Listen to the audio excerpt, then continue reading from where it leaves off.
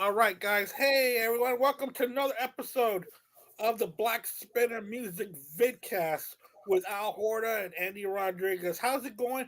Let's introduce our guest with us today is Eddie Canastraci from the Rock All Over You podcast. What's going on, Eddie? Hey, Eddie, Eddie.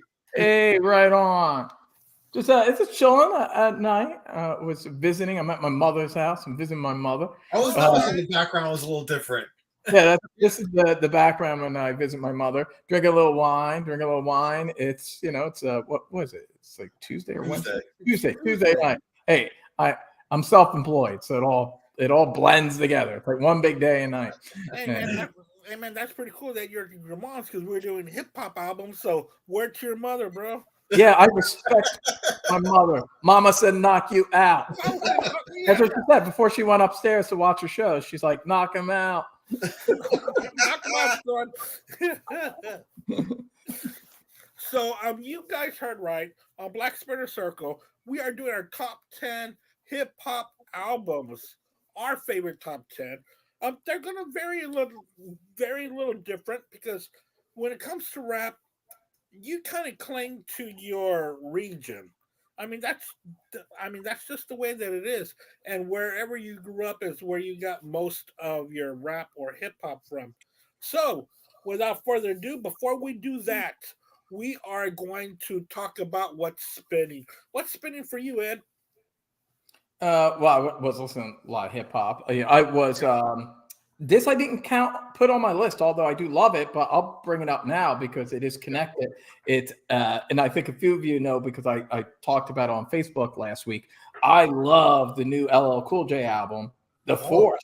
I've been listening to that nonstop. I gotta check that out, man. I haven't It's yet. amazing. Well, if you're a fan of both LL and A Tribe Called Quest, this is essentially I have to, man. Then.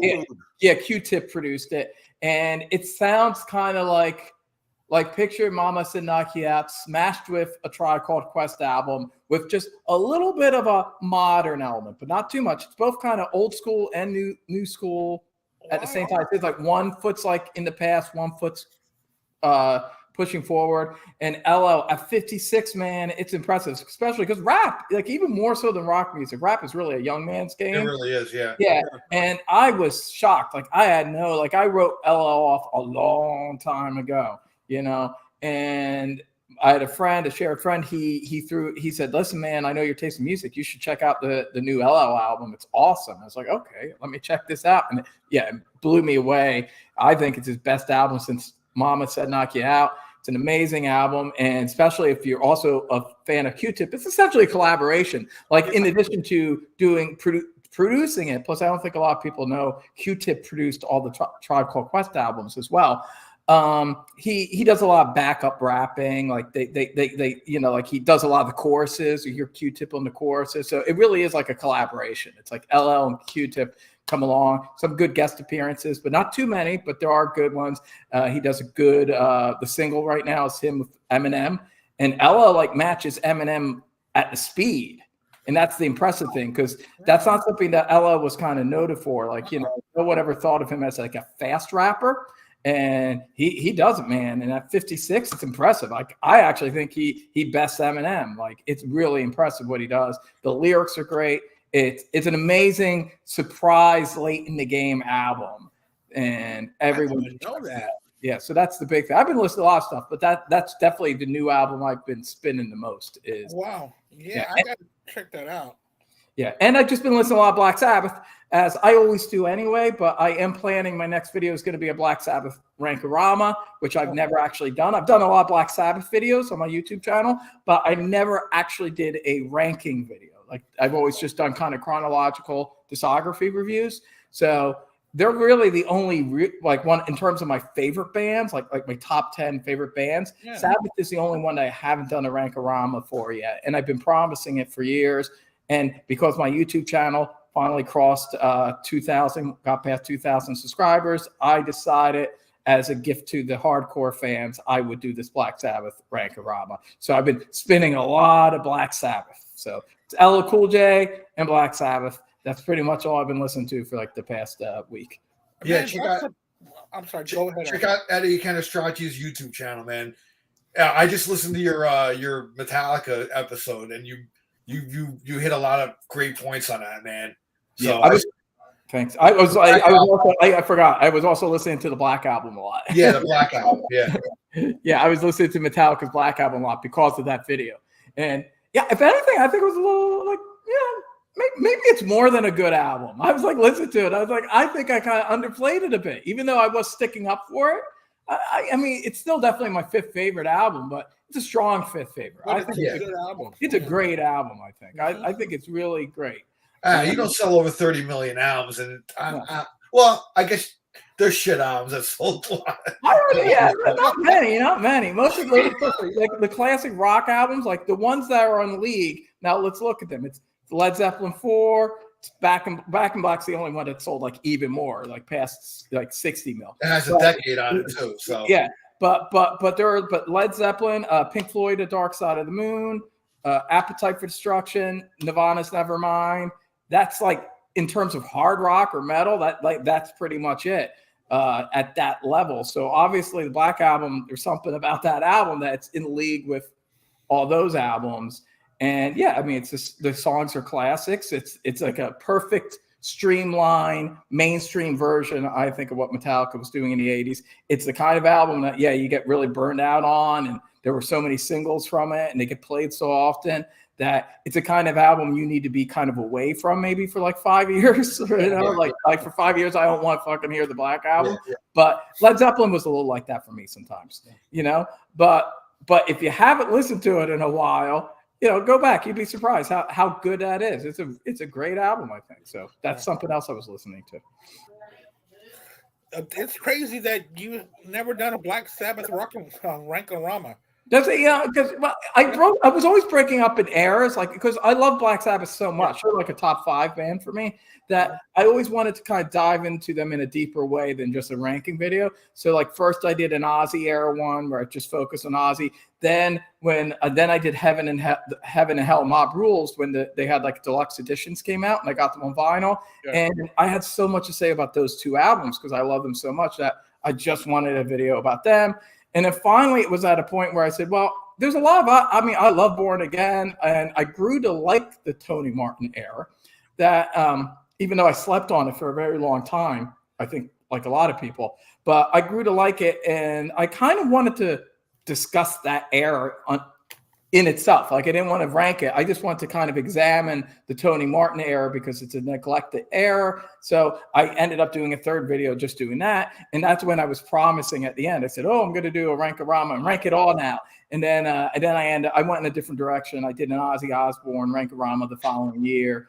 And then I got caught up in other stuff. I always wanted to do it around Halloween time because I think Black Sabbath is like, it's perfect for Halloween time. So I figured like I'll do the video this week. I'll shoot it. It'll probably take me a week or 2 to edit it, and it'll come out in October, which is perfect for Halloween. Yeah, perfect timing.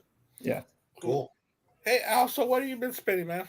Well, there's 2 artists, artists I'm going to be seeing like at the end of this week. So Friday, well, Eddie will attest to this. There's a storm coming to Florida. Yeah, so, I don't know. Like it passed by Friday. It's mainly hitting on Thursday night.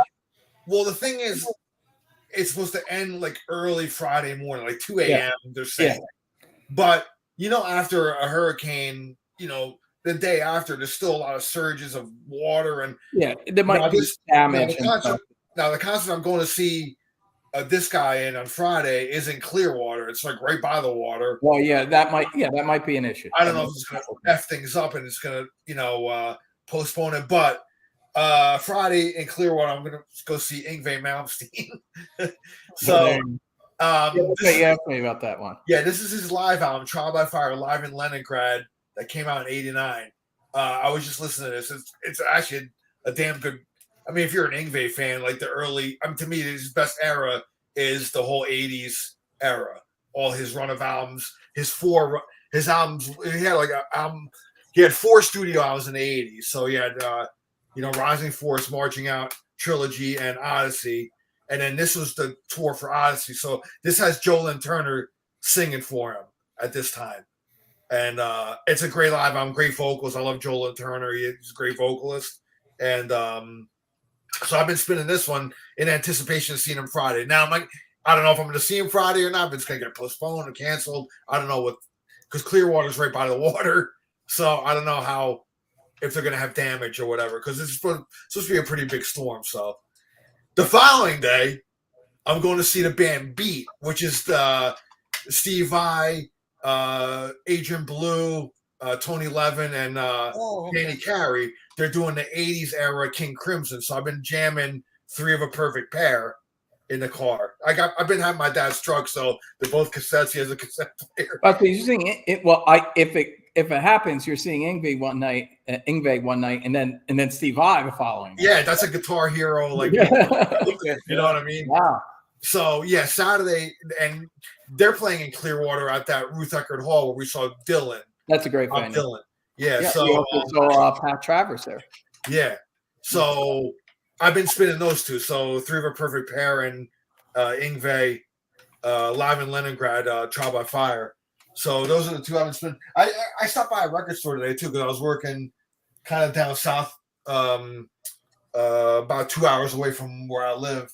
Oh, yeah. And there's a record store down there I usually frequent. And in the bargain bin, I just happened to stop by and I picked up, it was like $2 each. So the Butts Band, which What's is that? Now the Butts Band is Robbie Krieger and John Densmore. Oh wow. This is after the Doors, like when they completely broke up. Even after the 2 albums they did without Morrison, they formed a band called the Butts Band. So it's them with a couple other players. I think Phil Chen is on this, who also played with the Doors, bass player, like on some later albums. So this is their first album. And when was what period was this? Because I don't know much about this. This was 1974, I think, or 5. So this is shortly after they disbanded that post version of the Doors. Yeah. Is Robbie singing? No, they have a vocalist on here. Jess Roden, that's his name.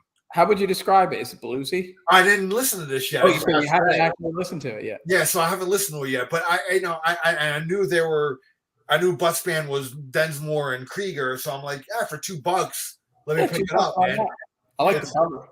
Yeah, I mean, if it's shitty, then I mean, I could have always streamed it, but whatever. And then Foghat, Stone Blue. I don't know. I just saw this, and I'm not familiar with this album at all. But what year did this come out here? 78. So it's kind of still. Yeah, it's after kind of the slow ride period or whatever. But I was like $2. Why not? So why not? For $4, I got 2 albums. So that's not bad at all. That's the way to do it. So that's one spinning for me. And then you said they're called the Butts Band, like the Butts. Yeah, Butt Butts Band. They have 2 albums. Any wonder that didn't take off? Yeah, it's true. Right. But I've always been like, anything Doors related. And I was like, I never checked them out, so why not grab it, man? It's the problem when you don't have a guy like Jim Morrison naming your band. You don't come off a good name. Doors, Butts. I don't know. But the thing is that those are 2 top-notch musicians, so I don't expect anything less. Yeah, we'll see. A good, solid album, Okay, as y'all know, I've been doing a deep dive into 1965. Oh, that's right. And I'm still doing that. So, amazing year of music. Yeah, that's why we were talking about it when we did the ranking the tracks of Rubber Soul. Yeah. Oh, in 1965, it seems that music had foregone the hit singles and started releasing complete albums. So this week, I went to a few more. Beach Boys, Summer Days. Love that album. Great summer album. This is a really good album. Last week I was at Beach Boys Today, but I sure do like this one a lot more. And just like the Byrds, I had Mr. Tambourine last week. Well, I was at Turn this week. This was a lot better than a Mr. Tambourine Man. This had The Times There Are Changing, of course, and he was a friend of mine. I've always liked that song. It's about the JFK assassination. Such a great song. And Also having to rave up with the Yardbirds I love that album. as It's well. one of my favorite albums. Yeah. Yeah. That's a great album. That's the one that's got Train Kept It Rolling. And, Yeah, yeah. It also has I'm a Man, and I'm a Man is on here twice because the second time it's done live. Yeah. That's a great album. So I was playing those albums that I actually have, but I had to stream some that I did not have. And I'm trying to get into different music, or trying to really complete 1965 as best as I can. So I listened to the self-titled Bird by Bert Jantz. They're He's not familiar. a guitar player, singer songwriter. He was okay. I didn't like that much, but also a couple of jazz. Art Blakely I did heard an about album called Yeah, Free for All. yeah. It's a really good album. I enjoyed it. And Smokey Robinson and the Miracles is going to have a go-go. The thing that I always listen to Motown, I always seem to compare it to Stax. And I always liked Stax a whole lot better than Motown. Motown always had really good singles, but when it came to complete albums, I prefer the Stax roll call. Yeah, especially at that period. Like obviously, once you got into like the early '70s, with Stevie Wonder, Marvin Gaye, like when they started to kind of Yeah, that grow was as artists, the 70s, suddenly, yeah. suddenly the albums got better as full, complete albums. But even those guys in the mid '60s, Stevie Wonder and Marvin Gaye, their albums are kind of spotty. Like they have great singles, but Right. there's a lot of filler. Like Yeah.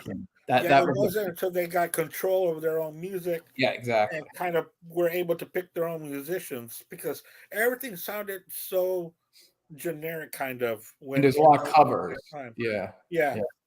But even though they both had house bands, the Stax house band was a lot better, I thought, because they were more grimy, more grittier, with Booker T and the MGs. Also, I agree. I like the Stack stuff a little bit better too. yeah. And I've gone and visited both studios, which was pretty cool. cool. Yeah. And also, the Kinks controversy came out. Now the Kinks are a great band. I love the Kinks. I just wish I had more of their stuff, and hopefully I will be getting more. There was also a protest singer, even though he said he's more topical. Phil Oakes, which I got a couple of Phil Oakes albums, but I've never heard this one called "I Ain't Marching No More." Have you ever heard of him? Yeah, I never really dived deep, but I know his work and I know who he is. Yeah. Right. His work reminds me a lot of Dylan.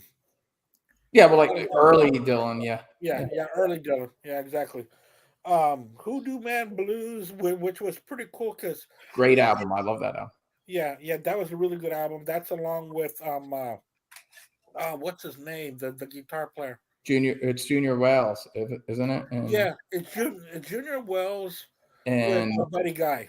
Buddy Guy. That's it. That's right. Buddy Guy. Yeah, it's great. That's a great album. I have that. Yeah, album. yeah, I really like that album. I'm not that much into blues, but this album was more blues rock.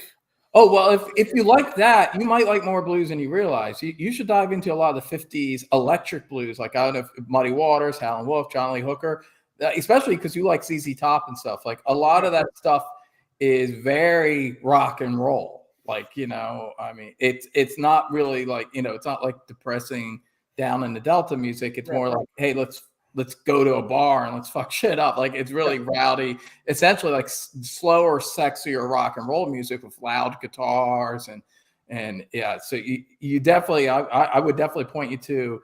You could just like get greatest hits. They were more single oriented, in the 50s. But like if you get any Howlin' Wolf like retrospective or John Lee Hooker, who's my personal favorite, and Muddy Waters, I think you'd like a lot of the stuff knowing your taste. So and especially if you like that other album. The Buddy Guy.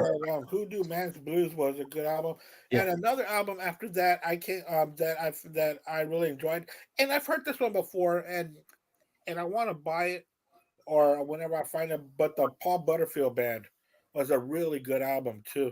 That was more of a Chicago blues based. I'm not familiar with them. I'll have to check them out. And Wynton Kelly Trio and Wes Montgomery, Smoking at the Half Note, which was a live album, which is guitar and drums and horn and jazz. So that's what I'm up to right now in 1965, and I'll continue on for the rest of the month.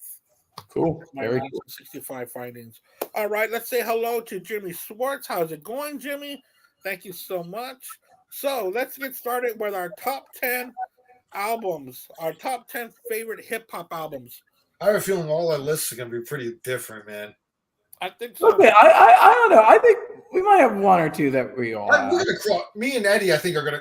I think all of us will cross over here and there, but We're gonna cross over here and there, I would think. I mean, I don't know. It's hard to say. I mean, do you want me to just give a kind of general like Edwin with hip hop preamble? I'll just I'll just say this. Whatever you want. Yeah, like I love hip hop, but unlike some forms of music, I do like some newer hip hop, especially underground stuff and some of the very old school stuff.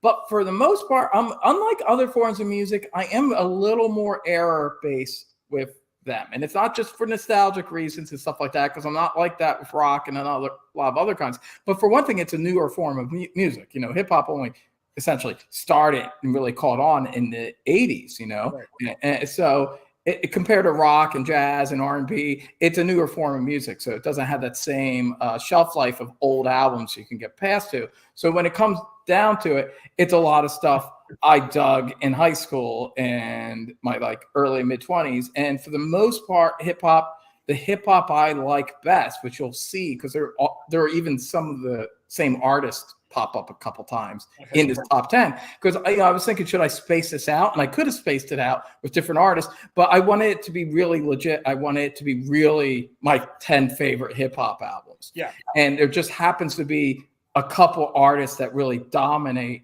my favorite hip hop, albums. And for the most part, I would say it's late 80s into the mid 90s, with the early 90s being like the peak of peaks. That's for me when it comes to hip hop. Like, again, doesn't mean I don't like some hip hop albums later. It doesn't mean I didn't like a few before. But for the most part, when it comes to the hip hop albums that I love and still listen to a lot to this day, it's generally the shit from, I would say, at the time they called it the new school, but it's old school now. But stuff in like the late 80s into like the mid 90s, I would say that is generally the hip hop I go to. So unlike other forms of music, it is one form of music where I got a little more tunnel vision with a specific period and specific artists. Because when it went into kind of more of a club pop direction later on, especially mainstream hip hop, and got away from the poetry of the lyrics and all the samples and stuff, which I really liked. When it kind of just became like people grunting over synthesizers and drum beats, I kind of lost interest in the art form, with the exception of some underground acts. There's definitely a lot of good underground hip hop, but even that, none of that touches the shit that I love from this era that I'm focusing on. So for the most part, it is focused on late 80s into the mid 90s. And that's about where I'm at too. Yeah, I'm about that era. Yeah, I think most people agree that is the best era. I mean, even people that like other stuff. I got 90s is I kind of like what I don't know. Some people think of like but it depends. Like some people will say rock music, it's the 60s. Some will say the 70s. Some will say the 80s. Most people kind of say the 90s for hip hop. That's kind of where the art form kind of, really became an art form, Yeah, really. It was still in the groundwork at that time. It wasn't getting diluted yet by Yeah. It was kind of was untouched at that time by the media.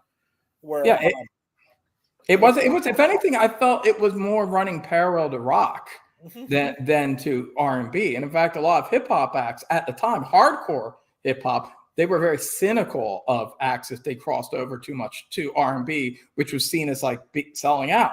But then that got really normalized by the mid to late 90s, and especially after Puff Daddy and stuff. Glad he was canceled, because he's one of the reasons why hip hop started to suck. Very much so. And it started to become karaoke. They just take an old hit. They don't do anything interesting with it. They just sing the chorus from the old hit, and it, They weren't it even diluted the art form. anymore. Yeah, it diluted the art form, and there was definitely some good rap afterwards. But that's the thing. It's also is it hip hop rap? Like when I liked it, hip hop was part of the culture, but the actual music and the albums were rap albums. We called them rap, back then. It was kind of a different thing. Like to me, rap was like rock, and they were tag team partners. There's a reason why like Public Enemy and Anthrax and like that shit. And that's why as like a headbanger, kid in junior high, like I like listen to Public Enemy. Like that's what got me into hip hop. That's what got me into black music was Public Enemy, actually. Public Enemy and Prince. I got into them around the same time. And it was like, yeah, that connected with me. That was like, wow, this is heavy. Like Public Enemy was heavy. It was heavy, in a way that like 5 or 10 years later, rap music wouldn't be heavy like that. They wouldn't have the war beats, as they call it, and it was to me, it was catering to a different audience. It was catering to like drunk girls at a club, and not to people that wanted to really get intense with the music and listen to the albums and listen to the lyrics. It was like, they were like movies. Like the best hip hop albums in the late 80s, early 90s, it was a cinematic experience. It's like you were sitting down, like you were about to watch like Goodfellas or Casino. Like you're getting that. And it was going to be a story. You were going to get stories. There was going to be shooting. There was going to be skits. It was like a whole, and the leading rapper was the leading star. And he was going to take you through the cinematic journey. And that's the hip hop I love best. And that's still the kind of hip hop and that's the hip hop that's largely represented in my top 10. Yeah, there were great storytellers, and that art form was gone. It just disappeared into just, I don't know. It really lost its way. It's odd because it's more popular now than it was when it was good. Yeah, well, that's how sometimes things are. Yeah. All right. So, what's your number 10? Well, what do you start off with? Oh, okay. Let me consult my list. I just made this up today. The order, not the albums themselves, but the order was tough. Oh yeah, 10 was easy. 10. Now, this is an album that actually crosses genres. There are different genres, but I will make a case that it is by and large a hip hop album, and that is Beastie Boys' "Check Your Head."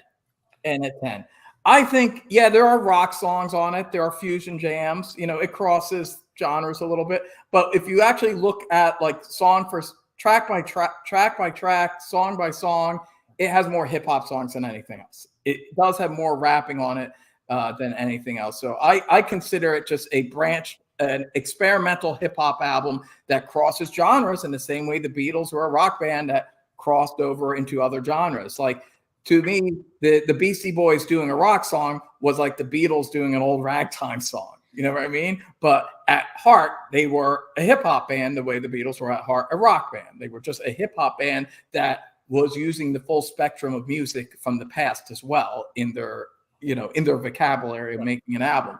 And it helped broaden, helped branch. I mean, the album just blew me away. Check Your Head was a life-changing album for me. It was a very important album. It still sounds as fresh and relevant today. To me, it's like the White Album of hip hop albums. It's got mixtape aesthetic. You go on a trip with that album, and I love that album, and it's one of the greatest hip hop albums of all time. So yeah, that had to be in my top 10. So there it is. Yeah, I think Beastie Boys are going to pop up quite a bit, and maybe even with different albums. So, but I didn't say it was my favorite Beastie Boys album. Spoiler alert. Might be my second favorite. Al, what are you going to start off with, man? Well, my number 10, and before I get into my number 10, yeah, for me, the golden years of rap hip hop was 84 to 94. That decade, 84 to 94, was because in 1984, I started my 7th grade, junior high. So it's funny, man. Like, I actually became friends with a couple black kids and, Puerto Rican kid and stuff. We actually formed like a hip hop group. I can totally see you doing that, Al. Yeah, dude. It was, my name was MC Finesse was my name. Not bad. I like that. So yeah, we all each had like, kind of different personas and shit. It was cool, man. And I think it was like 5 of us in the group. We all wrote our rhymes and shit. And, it was so 84 was like when I got into hip hop. And I'll come to the album that got me into hip hop later on in my list. But for for me, 84, 94 is like the golden year, the golden era for me. That decade, 84 to 94, to me is the greatest era of rap and hip hop, for me. There's great stuff that happened after that. For me, hip hop died, and I really started getting out of it. Like when Biggie and Tupac died, that was really kind of it for me, man. It was already, like Edwin said, it was heading into that kind of party club kind of like hip hop era anyway. But I did like Tupac a lot, and I like Biggie. Like the first Biggie album was great. Didn't fall in my top 10, but it's still a great album. Ready to Die. I'll give it a little special mention there. Somebody might have it on their list. Who knows? I don't know. But after they died, I went maybe another couple years, like probably around 2000, 2001. I did like the Dr. Dre, the Chronic 2001. There was some great stuff on there. After that, I was just kind of out of it, man. That was kind of it for me. Anyway, so my number 10 for me, the MC, Rakim, is the greatest MC to ever touch a mic, in my opinion. I love his tone. I love his delivery. Paid in Full, that came out in 86. That's my number 10. I love that album. To me, and I say Rakim is the greatest MC to ever touch a mic. For me, even though he's not the number one album, for me overall, I love his lyrics. I love the tone of his voice, and I love this delivery. All that package into one, to me, makes him the greatest MC, man, for me, in my personal opinion. So I Ain't No Joke, Paid in Full, As the Rhyme Goes On, Eric B's on the Cut. Dude, I mean, the whole album is like top to bottom, a classic, man. So Paid in Full, Eric B. and Rakim, that's my number 10. Nice, awesome album. I love that album. Thank you. And there wasn't another rapper that flowed like him until Gangstar came out. Gangstar reminded me so much of Rakim's delivery, Yeah, the tone of his voice. He had a lot of influence on a lot of various Wu-Tang rappers too. Yes. Ghostface, Genius, Raekwon, all those guys they worshipped. Oh, Rakim, I love Rakim, man. He's one of the greatest MCs of all time. He's a legend. I love the Eric B. Rakim song on. I don't know if you guys ever remember that movie Juice. The soundtrack to that movie. Well, that's a great soundtrack. I love that. It's got like Cypress Hill on there, everything. Yeah, and it's good. I like the R&B from that period too. I like New Jack Swing.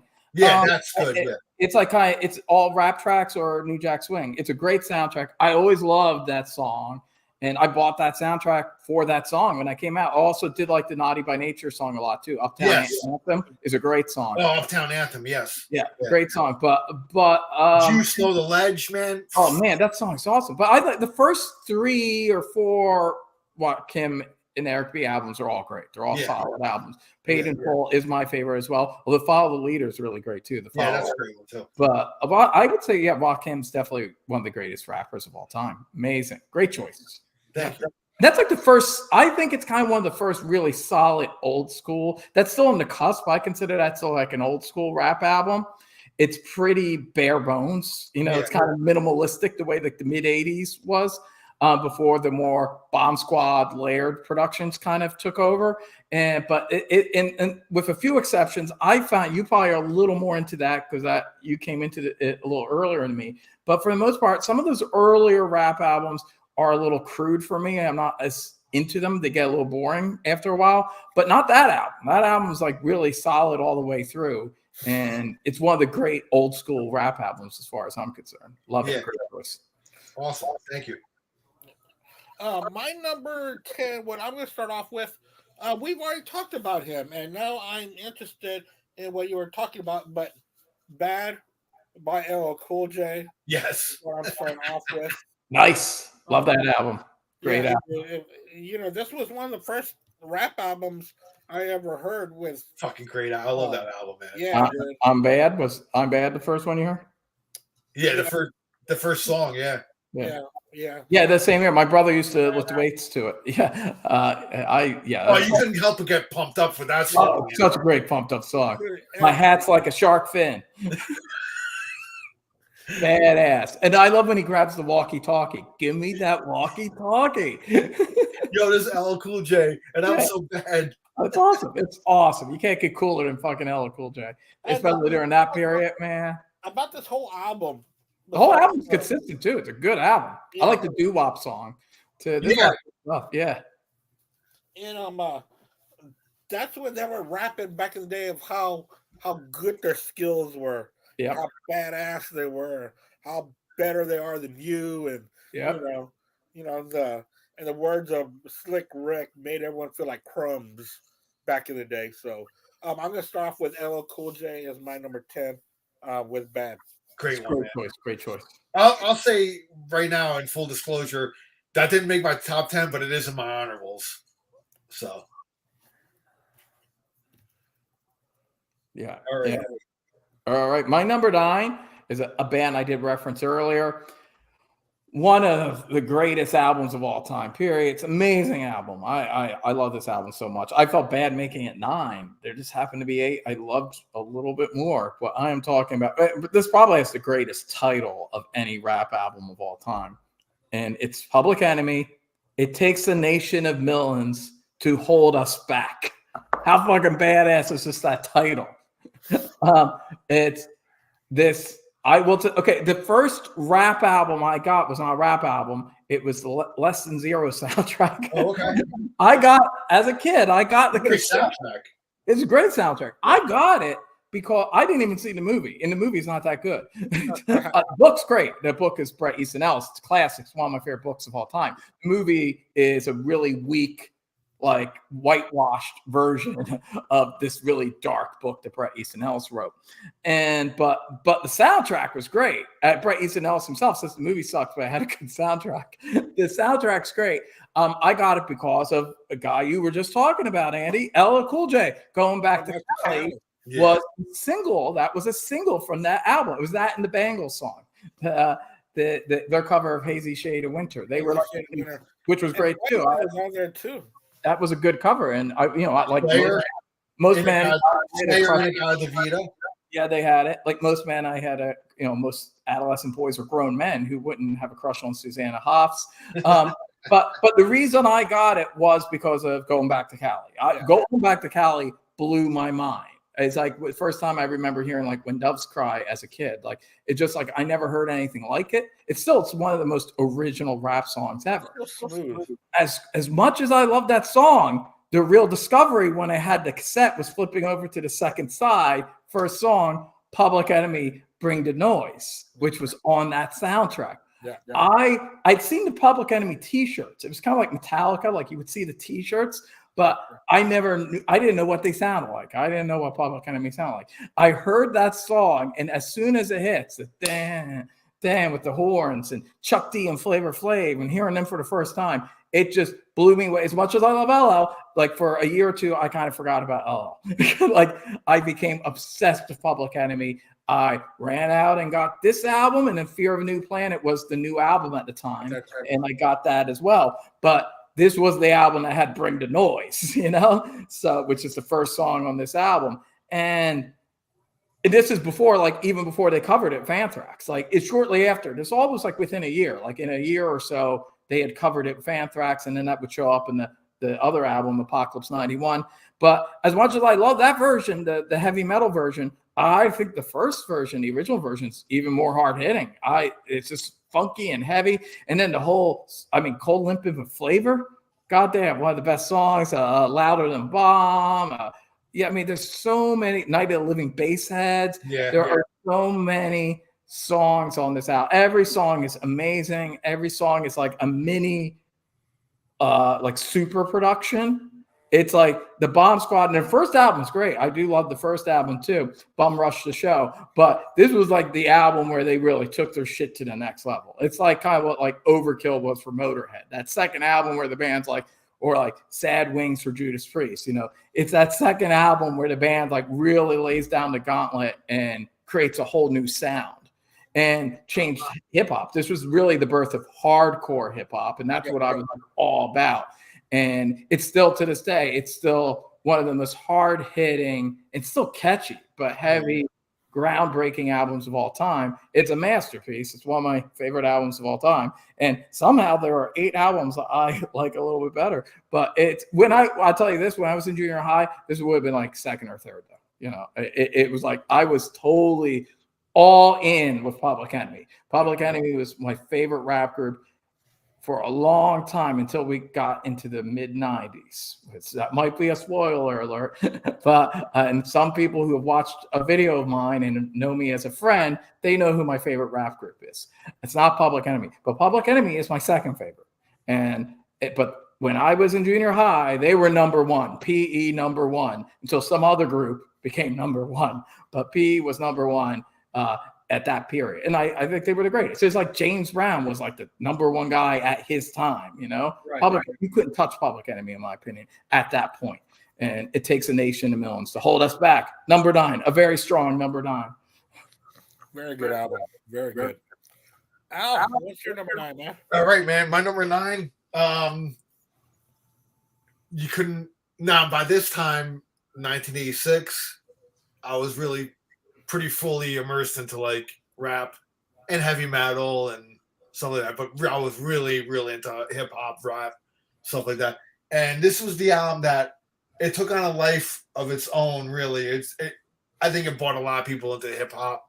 A lot of people who never normally wouldn't have listened to rap. It was a gateway album for them. You couldn't walk into a house party, and I've mentioned this before about this album. You couldn't walk into a house party, a high school party or a house party, whatever, from like 86 to like 90, you know, this album would always get put on the cassette player, CD player, turntable, whatever format the person had. It's got to be this one, man. I mean, I got to put this on. And, you know, I know later on Beastie Boys disowned this album. They were like, they kind of went a whole different direction. They did a complete 180, which was actually, I mean, if they would have continued in this vein, it would have been career suicide. But they did kind of commit career suicide at first with another album. But I think they kind of cleansed the palate of what this was. I mean, you know, they kind of look down on this album now, you know, as being very juvenile and whatever. But still, you can't deny the classic that this album is, man. I mean, It's their best-selling album. It's their best-selling album still to this day. Yeah, I mean, how many fucking albums have sold over 20 million? You know, 15 million at least. Yeah, one of the biggest-selling rap albums of all time. And you're right. I would say that and Raising Hell are the 2 albums that really sold rap to the suburbs. Yeah, exactly. So yeah, this album, I got to put it on the list because it had such an impact on me anyway. I mean, I listened to this constantly, and I knew every lyric of this album. And again, it was like the greatest party album. Like you were at a house party, you put this on. I mean, everybody was into it, man. You know what I mean? So you got to put yourself in my time period. I was in high school from 86 to 90. So that was like, you know, hair metal was big. This kind of, you know, rap was really getting big with this. And like Ed said, Public Enemy, and which was another album that would get played a lot at house parties. You know, It Takes a Nation of Millions, you know, things like that. So from 86 to 90, this was huge, man. I mean, you couldn't deny the hugeness, how big this was. You got to be like my age and like grew up in real time with this album. So anyway, this is my number 9. I mean, it's lower on the top 10, but this album's I like more in hindsight now than this one. But I had to put this on the top 10. Yeah, the only reason why I didn't put that on my top 10 was because I didn't want to repeat bands. Yeah. And I like another BC. Well, I like another BC more than that. So that's why. When this came out in 1988. And in real time, I was 14. I was in junior high. And it blew me away. I never heard anything like this in my life. And the subject matter, the way that they were talking, it just blew me away. And like anyone was saying, that this is one of those albums that you can see in your head of what's going on out in the streets. And I'm going with Eazy-E's Easy Does It. Yeah. At my number 9. God, I played the hell out of that album too, man. Dude, this one, you know, I don't know how many times they have to do Boys in the Hood, because they did Boys in the Hood on here. They did it on one of They the did it on NWA albums. NWA, So Posse, yeah, and then they did it on Straight Outta Compton, which that one's my favorite version. But this has a radio side and a street side. So, this starts off with We Want Easy. I really like that jam radio. No more questions. Still talking. Nobody move. I remember that one oh when yeah, they're yeah, when they're going to a bank heist, yeah. and two hot mothers along with MC Ren. So that's my number 9. Easy E. Easy does it. I mean, essentially it's like an NWA album too. It's really like that whole like little period because that came out a few months before Straight Outta Compton, Yeah, I and did. yeah, I mean, it essentially had Ren on there, and I think even I don't know if Ice Cube was on there or not, but I don't remember. Ice Cube was here, there, very, I don't know. very little. I think the Doc was on there, DOC was on there. Yeah, it was produced by Dr. Dre and DJ Yella, the same ones that did Straight Outta Compton. Yeah. And the bad thing about the DOC was after he got into the accident and messed up his vocal cords. Because after his debut album, which was kind of in the same realm, that's a great album too, man. Called Nobody Can Do It Better. Yeah, by the DOC. Classic. When that came out, dude, I was all over it. But then he had that accident. He was gone for a few months and a few years actually, and he never sounded the same. Nah.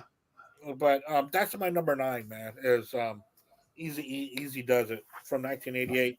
Yeah. All right, what's your number 8? Ed? Number 8. I'm looking at this. I think in terms of my top 10, I assume we'll do a few honorary mentions. I do have a couple of newer albums, my honorary mentions, but in terms of my top 10, this is the newest album on it, and it's a turn of the century album. It's Ghostface Killah, Supreme Clientele. Amazing album, a masterpiece, like all these albums. Okay, one thing, a little like you were saying about Rakim. Now, as a solo artist, I will just say this is the highest Ghostface gets on my list as a solo artist, which is a little bit of a spoiler alert, but not surprising if you know me. But even though this is number 8, Ghostface Killah is he is my favorite rapper. He's my favorite MC of all time. To me, it's like he's like Rakim and Old Dirty Bastard combined. He's got that rough attack that Rakim has. He's very sharp, but he occasionally will get he'll throw you a curveball. He'll do a little singing. He'll do a little joke, he like ODB would do. He's a little bit of both. He's both focused and sharp, but kind of loose and funky and playful at the same time. And it's very hard. And he kind of nimbly shifts between that. Now, the thing about the Wu-Tang is the first wave of solo albums is generally, and rightfully so, are the albums that everyone focuses on. Like everyone's favorite Method Man album is the first one. Everyone's favorite Genius one is the first one. Liquid Souls, Swords. The favorite Rakim one is Cuban Links. Like it's always the first wave, and then the general consensus is the second wave is not as good. Ghostface was the one that it was the only one that broke that formula, because even though people love Iron Man, his first album, generally the consensus is that this would be even better. So the general idea was Ghostface was the only one that actually had an improvement on his debut as a solo artist. And RZA was a producer along with other producers on this, RZA from the Wu-Tang, and it sounds like a lot of late 90s but this was before they really start to branch off away from Wu-Tang, and the solo album still had a Wu-Tang sound like this. Even there's a song called Wu Banger on this where the Wu-Tang's on it and they're rapping, but it definitely, as being a Ghostface album, focuses on most. Apollo Kids is a classic that's on this, and Nutmeg, the opening track, amazing. There's so many great tracks. This album is it's like watching it's like watching I would say a blaxploitation film, but kind of like a Tarantino postmodern deconstruction, like Jackie Brown version of exploitation. Like it's a little, there's more going on and nothing against blaxploitation films. I love it, and I love the music. Black Caesar is one of my favorite movies and soundtracks, and I love all that shit. But this is like a postmodern deconstructed epic blaxploitation film, and it's where Ghostface. It took him 2 albums to kind of get there, where he really got his solo voice down at what kind of albums he would make. And then, in my opinion, and in most people's opinion, he had the most consistent run. In terms of the long-term game, Ghostface had the most consistent run of all the Wu-Tang solo acts. And this album is like where he really created the sound. Him and RZA together created the sound of what Ghostface was going to be about as a solo artist. And it's amazing. It's one of the greatest hip-hop albums of all time. And it was an album that showed you, even when people were beginning to kind of write off Wu-Tang, Ghostface, he was going to be still a guy to look for. You know, he was going to be still giving you some great shit. And I love that guy. I love everything about him. And this is one of my favorite albums of all time, Supreme Clientele. That's something I need to check into, because I never really got into Wu-Tang or that whole, when they went separate albums and stuff like that. All right, Al, what's your number 8, man? Well, keeping in, we just kind of mentioned it on my album before. Keeping in the spirit of 1986, I got to go with Raising Hell. There you go. Well, yeah, it's like they're like tag team partners. Dude, they're tag team partners, man. I mean, this album had such a profound impact on me too. I mean, I constantly listen to this album. This album was just fucking Peter Piper, man. It's tricky. I got My Adidas, bro. I mean, it's just banger after banger, man. And this was, I don't know, man. This was like probably their commercial peak. The biggest they got, man. And I just love this album, man. And it's funny, like, this was like another album where, like, you go to a party and somebody could put this on and people will get into it, man. Even like the metal guys, man, like Run DMC was respected by like rock people and, metal guys and all that, man. I mean, they were just, their whole look with the whole leather jackets and everything. It was like, they had a uniform, man, and the uniform appealed over to the rock side of things. That's why they crossed over, and appealed to a lot of like white, suburban kids and stuff like that. But still, man, they still had the street edge to them. They were really the rap group that took it out of that kind of old school disco kind of hip hop into like what would become like a hardcore, more harder hip hop. They were really like the ground zero that laid out that formula, that kind of genre. You know what I mean? So, but yeah, this is their third album. I love the I just love the way they look, man, with the hats and the Adidas and the leather jackets and shit.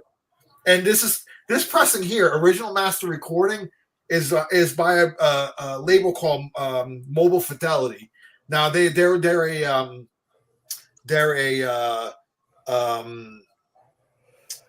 what do you call God, now it's not, the names escape me. Albums that sound great, like kind of, it's a label that takes albums that, like, they took Dark Side of the Moon, Audiophile. It's an audiophile label, so they get master tapes and they really kind of master them like meticulously for the best. They do like the slow speed stuff. Yeah, actually, because this is spread over two vinyl albums, so it's 45 speed. Oh wow, yeah. So now, like, the sound quality is just like top notch, man. And normally you wouldn't think of hip hop albums as like audiophile albums because they're using scratched records for samples and all kind of that stuff. But at this point, they were still kind of using, I think, like live instruments too. Like things like that. Well, there's drum machines too, but. And they got the Aerosmith, they got Joe Perry's guitar. Yeah, obviously, the big crossover hit was, their remake of Walk This Way. But yeah, a very important album. I love this album. 1986 was a pretty big album for hip hop. I mean, when it really went mainstream, people really started taking notice of it. So this is my number 8. I won't dwell on it much longer. So I love Raising Hell. Much like License to Ill, Raising Hell was like top of like 86, man. So. Oh yeah, I mean those two albums go hand in hand. Yeah. It's time for me to talk about my Beastie Boy album. It's not going to be Licensed to Ill, but it does have the word ill in it. I'm gonna go with Ill Communication. Great album too, man. Wow. I was not going to put this in there because it's got some rock element into it. It's like a sister album to Check Your Head. Check Your Head, yeah, just like Check Your Head. I like Check Your Head. I consider it primarily a hip hop album. Yeah, so, and even the with same thing with the this. And also, what I really liked about this album was that it stretches a little longer, and the last quarter of the album is really good instrumentation and really good work on instruments. And that's something that kind of lacks rap albums. So Yeah, this was a really good fresh tune to it. Of course, it's got Sabotage on it, but it also has Tough Guy on it. A really nice kind of hardcore, half punk song. yeah, and which was their roots, Yeah, but the rest is completely hip hop, and in fact, Q-Tip is on this album as well. We were talking about Q-Tip, and God bless Fife up there, but Q-Tip is also on here as well. So that's my number 8. That's great. Communication. Well, speaking of Q-Tip, good segue. My number 7 is this was tough. There are 2 Tribe Called Quest albums. Yeah, so which one are you gonna pick, man? Yeah. Well, we'll see. It was very, very tough for but I will say this: there are 2. And there's 3. The first 4 are all great. I love the first 4. I definitely would say the first 3 are stronger than the 4th one, but the first 3 are great. They're all masterpieces. This one for a long time, it's for a very long time, it's been my favorite Tribe Called Quest album, and one of my favorite hip hop albums of all time. This was the first one I got from them. Like a lot of people, this kind of was that album where a lot of people started noticing a Tribe Called Quest. By this point, I was watching Headbangers Ball and Yo MTV Raps because of Public Enemy and LL Cool J. They got me into it, and this was like the first hip hop band, Tribe Called Quest, that I got into like post Public Enemy, where it's like, oh shit, there's another band I love, another hip hop band, and they felt like bands. That I really love, and it was the Low End Theory that I ran out and had to get the Low End Theory and Check the Rhyme and the Scenario and Jazz. There's just so many great songs on this, Bugging Out, I love. I mean, everyone focuses on Q-Tip, as they should. He's a great rapper, amazing producer, doesn't get enough notice, I think, there in that regard, but great rapper too. But I'm also a very big Phife Dawg fan. I think Phife Dawg added this kind of rough, perfect counteract to Q-Tip. And he was like a little bit like a bridge between like the rappers, the style, that Run DMC, LL Cool J kind of style, and like the Wu-Tang, like somewhere in the middle was kind of Phife Dawg. He's kind of bridging those styles, I feel. He's kind of like a Rosetta Stone, a little tiny rapper. He's a short guy. It's like Dio, but he has a big voice, a big scrappy voice. I love his lyrics. Very big Phife Dawg fan. Very good. Great lyricist. They're both great lyricists. Phife Dawg's lines were always the ones that popped a little bit more for me. And but this whole album is great. Every song's great on it. It just got vibe from the very beginning when you hear the jazzy bass line. And that's the thing. Q-Tip brought that. He was the guy who was a big jazz fan. And a lot of these songs were based on his jazz records that he had. And he's like, everyone samples George Clinton and James Brown, which is great. Hey, I love George Clinton and James Brown, but enough already. How about we do something a little different? And he's the one. And that kind of started a whole thing. Like after that, you had the Diggable Planets and a lot of rap groups that start doing the jazzy route. Yeah. Tribe Called Quest definitely started that. And the Beastie Boys would even do a little jazz. He's actually started playing jazz. And that kind of eventually would get me into jazz. Like I had to get into hip hop first, but eventually it was the Tribe Called Quest and the Beastie Boys are the reason why I eventually listened to like Miles Davis for the first time and like start listening to jazz. So this was like this was more than just a gateway to more good hip hop. It was a gateway to jazz ultimately. And it's one of the greatest albums of all time, the Low End Theory, a very strong number 7. And they were different from everybody else. I mean, they really did break down. They were fucking great, man. Oh yeah, even the flow. No one was rapping like Q-Tip too. He had a very unique flow, very jazz, which makes sense. And just the whole sound. And it's a solid album. Like you listen to it all the way through. You don't skip any track on Low End Theory. It's an album experience, and it's the art form of the album. Yeah. And the thing that made Fife and Q-Tip so different was that Q-Tip was the smooth rapper. Yep. And then here came Fife being energetic, like the Energizer Bunny, which totally different vibe. Like even like physical, like Q-Tip's like handsome and smooth, and Fife's like ugly and feisty, like it's like everything about it. It was like the odd couple, and that's why they were like perfect. They were like the odd couple, and somehow it just like was perfect. They perfectly balanced each other out. This guy's your friend? Yeah, he's my best friend. Yeah. Good one. All right, Al, what's your next one? Great album. Oh yeah. My number 7. Now I could have went.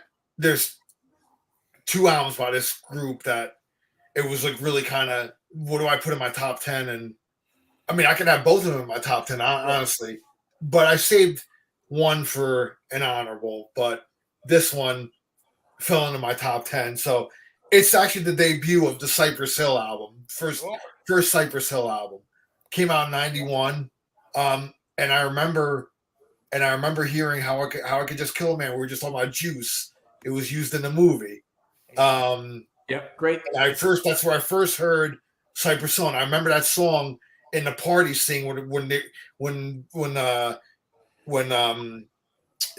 Tupac was getting chased by Omar Epps. And they went through a house party, and How I Could Just Kill a Man was playing in this house party. And immediately, like, my ear perked up. I'm like, who the fuck is this, man? Like, I love this song, just immediately, like, grabbed me. And I'm like, I got to know who this is, like, I don't know. And ironically, that song wasn't on the Juice soundtrack. It was a different Cypress Hill song. So I was like, damn. So I remember getting the first Cypress Hill album, and it had that song on it. How I Could Just Kill a Man. And I was like, whoa, dude. And I love the whole first Cypress song. It was like such a different sound. Again, like hip hop was really evolving, man. And these guys were like, it was evolving quickly. Oh yeah. It was evolving at like the speed of light, man. Like there was just all these different. That's why I like the early '90s, late '80s, early '90s, such a unbelievable era of like music, man. Like that early '90s stuff, man. Yeah. It just. Not only were like alternative coming in, but like hip hop was really evolving and taking on like an alternative edge. Actually, like, Cypress Hill and, Beastie Boys crossed over, obviously. And it was all these hip hop artists that were getting played on alternative radio. I was going to say, I remember Alternative Nation. I mean, that show, which kind of derived from 120 Minutes, they showed Cypress Hill, like Insane in the Membrane was on Alternative Nation. Exactly. Look at Lollapalooza. Lollapalooza had Ice Cube, it had it had Cypress Hill, it had Development. Yeah, that period, like it was crossing over with rock, like Cypress Hill. Yeah, headbangers liked Cypress Hill, like stoner rockers, guys that got high and listened to Black Sabbath. Yeah, also liked listening to Cypress Hill. Yeah. But I put the debut Cypress Hill album on my top 10 because again, like watching the movie Juice. That chase scene where Tupac's getting chased through the house party and How I Could Just Kill Him as playing in this house party. And then immediately, like, I was like, whoa, who is this, man? It immediately grabbed my ear. But ironically, like, again, I said, like, that song wasn't on the soundtrack, though. It was a different Cypress Hill song, but it was on the debut album. And I got this debut and I played the hell out of it, man. I mean, Ultraviolet Dreams, the Funky Feel one, Hand on the Pump, Hole in My Head. I mean, it was just a great debut hip hop album. I love Hand on the Pump. Yeah, it's a great album. Yeah, Cypress Hill was the most like street one. Then they got a little more into the stoner thing. Yeah, with the next album and a few albums after that. Yeah. They really kind of started catering to the whole Cheech. It was like Cheech and Chong. Yeah, it's almost kind of like a hip hop group. Yeah, and Method Man and Redman kind of went in that direction as well. Yeah, but that first album, though, the debut, it's hard, man. That's gangster rap. That was very street, and and it got kind of like Q-Tip, like or Snoop Dogg or Flavor Flav, Old Dirty Bastard, like Be Real, like no one. Be Real, Sen Dog kind of like complemented each other. Yeah, and again, they kind of like tried it. Yeah, they had that complimentary thing, and they also like no one really rapped like that. Like he had a very unique voice, this kind of 30s style gangster, kind of James Cagney style thing that he did. It's amazing stuff. Yeah. So also that they threw in that little Latin flavor. Latin flavor, yeah. Yep. And like There is a put little it of that. in there, which was so good, so good. Yeah. Michael Lynch, yeah, Low End Theory, he's down. And DJ Muggs was, I think, was part of Cypress Hill. He would go on to like help out like House of Pain. You know, there was a whole like clique of like kind of groups that kind of intersected. So House of Pain, like Cypress Hill, they were all like kind of in the same kind of grouping, you know, kind of the same clique. Yeah, almost. Beastie Boys did shit with them too. Cypress Hill would play shows with the Beastie Boys, and all part of the same scene. Yeah, but unfortunately, Cypress Hill got too involved in all that marijuana rap that they kind of lost their way from their debut album. Yeah. And they never got as solid as they did on their debut album. Black Sunday, their second album. Oh, that's a classic too. To me, that's a classic. Good, but after that, it just got too much weed in it. Too much. I think when Black Sunday and when I crossed over into like more of the alternative thing, I think they kind of saw that and kind of ran with it. I think a little too much. I think they kind of lost the kind of hardcore hip hop kind of roots that they had, and kind of when they even made like, I think it was a double album where it was like a rock side, and like I think they were kind of trying to do the Beastie Boys kind of thing. It kind of didn't work as good for them as like the Beastie Boys, but Black Sunday, man, great album too, man. I think it's called Skull and Bones. Skull and Bones, yes. Skull and Bones. Yeah. Because that's my number 7, the debut Cypress Hill album. Yeah, good one. I'm not going to dwell on my number 7 too much because it's already been mentioned, but it's going to be Run DMC's Raising Hell. Yeah. We all know what this album did for the history of music, pretty much. And man, they made really good music videos, and this was a album that was a big crossover hit. MTV, that's another thing that helped too, man. Yeah. They became big in the MTV era, so yeah. Yeah, because MTV was just blossoming with everything.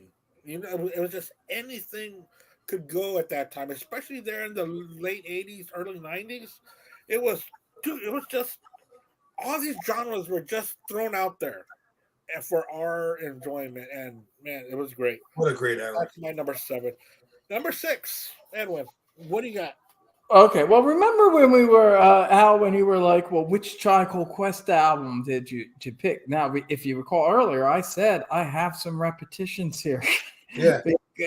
Tribe Called Quest. I'm not gonna lie. I might have them too.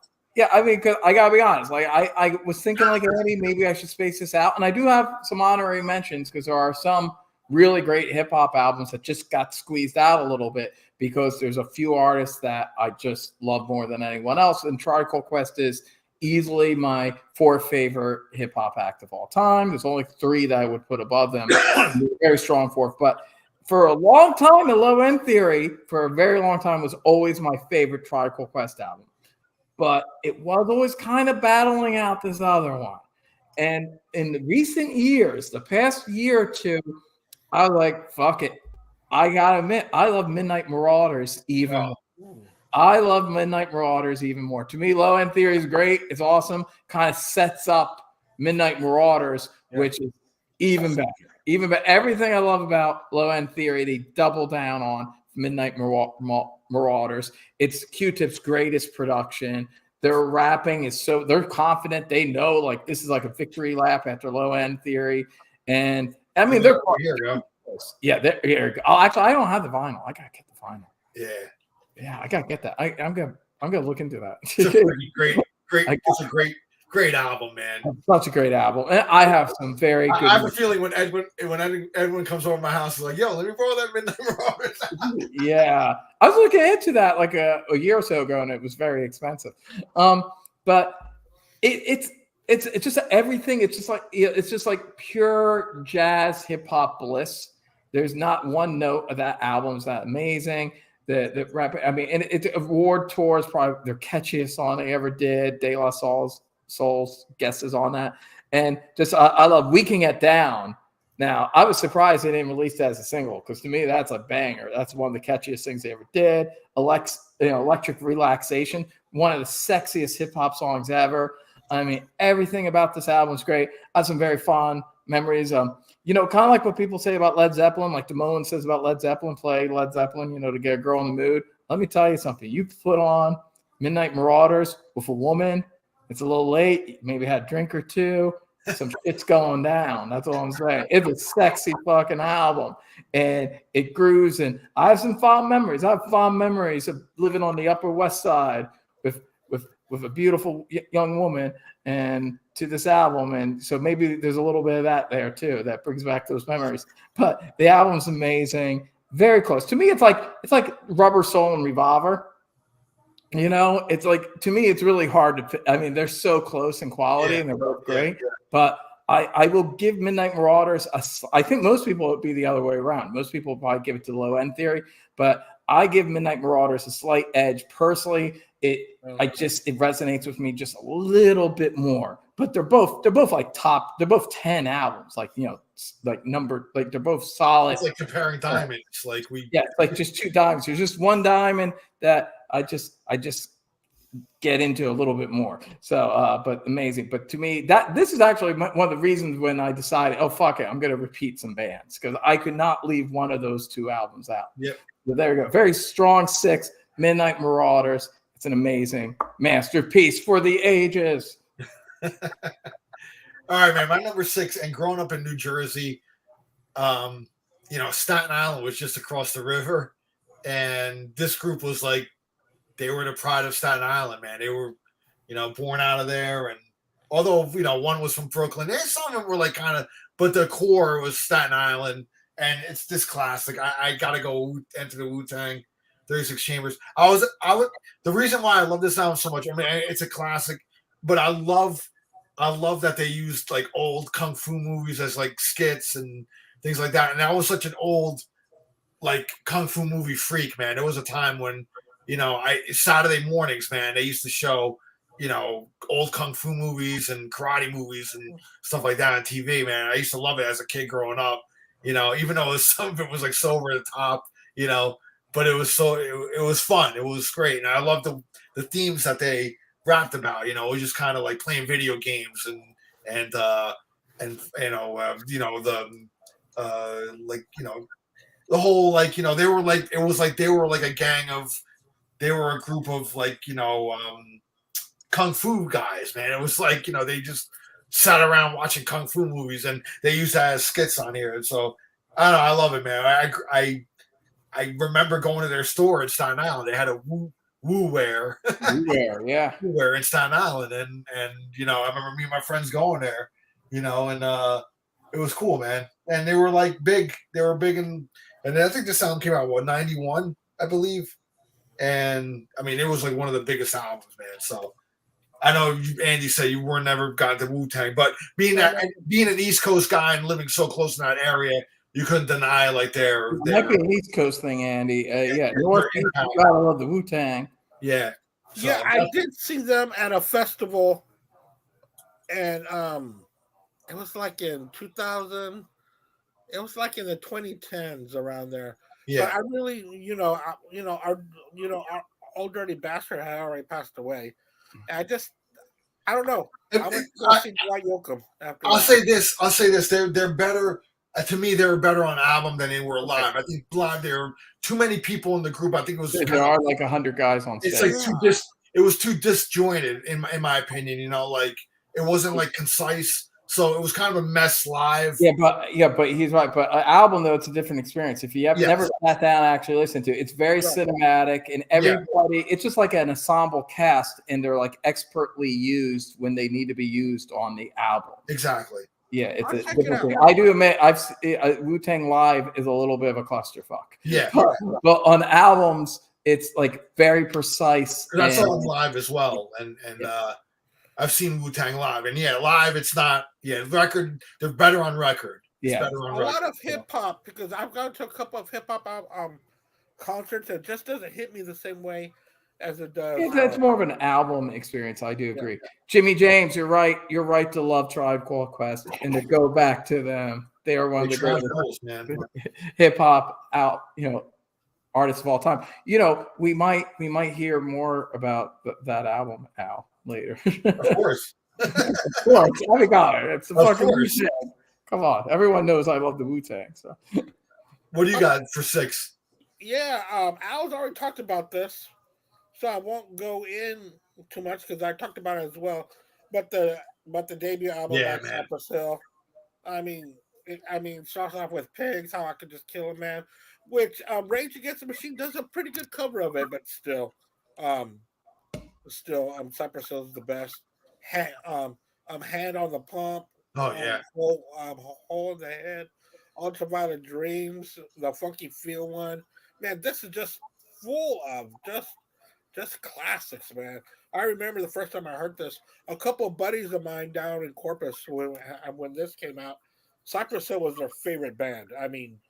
They would go and see them live Yeah. and get backstage to go meet them and shit like that. But I stopped at a certain point because I just started to get more into rock again. Yeah. Man, this was it's still a good album. It's powerful. So, debut album by Cypress Hill is my number 6. Right? 6, yeah. All right, go for it, Eddie. all right, number 5. Now we're getting to top 5. This has to be really good. We gotta be talking about cream of the crop shit now compared to the last 5. All right, here we've talked about this guy a lot. You had one of his albums, the second album on your list, Andy. To me, most people say it's the first album, Radio, LL Cool J, which is a masterpiece. I love it. That's actually my favorite old school hip hop album. I consider that still kind of old school Rick Rubin stripped down production. Yeah, it really is. But that's not what broke in my top 10. This album, to me, a lot of people know because of the hit singles, and there were multiple hit singles. 2 especially were very big. But to me, this is his most consistent album from first track to last track. It's a whole album experience, not just a song. I'm talking about Mama Said Knock You Out at number 5. Mama Said Knock You Out. If you haven't listened to it a while, the album's fucking solid. It's a solid album. It's perfect LL. He was still only in his early 20s, if you could believe that. Wow, he's only 17 on radio. He's only 18 on Bigger Endeavor. Yeah, he was young. He was very young, but had such command, such charisma. Obviously, he was a star. Of course, yeah. And out of the gate, he was a star. And unlike no disrespect to Run DMC, but there was like 2 of them. You know what I mean? Like LL was doing that on his own as a teenager. And the Beastie Boys, there's 3. Even Chuck D had Flavor Flav. LL was just LL out there on his own, being fucking a star. And still, to me, he's like the one great, really true, on his own star of hip hop. And I think he's underrated kind of because he has so many hits that they kind of think of him as like a popular rapper and stuff. Exactly. But man has skills. Man has skills. And Mama Said Knock You Out, that was kind of the mission statement of the album. And saying that, just like the song itself, that, hey, man, it would it's not, I'm not as soft as you think I am. And I'll fucking blow away any rapper. He was always being challenged by rappers. But that's a heavy album. Yeah, and he was always owning them. LL always won every rap album. And Cool Move D tried to come back at him after Mama Said Knock You Out, and it was like it was a joke. Forget it. He totally destroyed you on every level. But yeah, he didn't totally give up on his pop smooth side too. He has, and round away girl. Yeah. And it's great. That worked. That kind of worked with R&B. LL knew kind of how to slide into it in a way where it still felt legit. Kind of like a lot of stuff that's on the Juice soundtrack, like that New Jack Swing thing. He, Roundaway Girl kind of gets right into that groove where it still feels like legit hip hop, even though it's R&B flavored and smooth. And LL knew just kind of how to slide into it, kind of like Marvin Gaye kind of mixed, harder funk with smooth stuff. He did a really good job of that. But the whole album's great. There's a lot of great deep tracks on it. And to me, it's my favorite LL album, and it's one of my favorite rap albums of all time. And even with that new album that got me listening to LL again, I went back, and as much as I love the new album, it's great. The Force is amazing. and I listened to all my favorite LL albums. I listened to like 5 or 6 of them again. Mama Said Knock You Out is still the top one for me. To me personally, it's his best album. It also has the great remix of Jinglin' Baby is on actually this album. The original version, which is also great on Walk Like a Panther. That version is really great too, but that remix is even better. And that was the single version. So the single version of Jinglin' Baby is also on this album as well. So it's just across the board. It's like banger after banger. The Booming System is another really great song. I got you. I love this album. It's one of my favorite. Drive by with the Booming System. Yeah, it's a great fucking song. This is a fucking great hip hop album.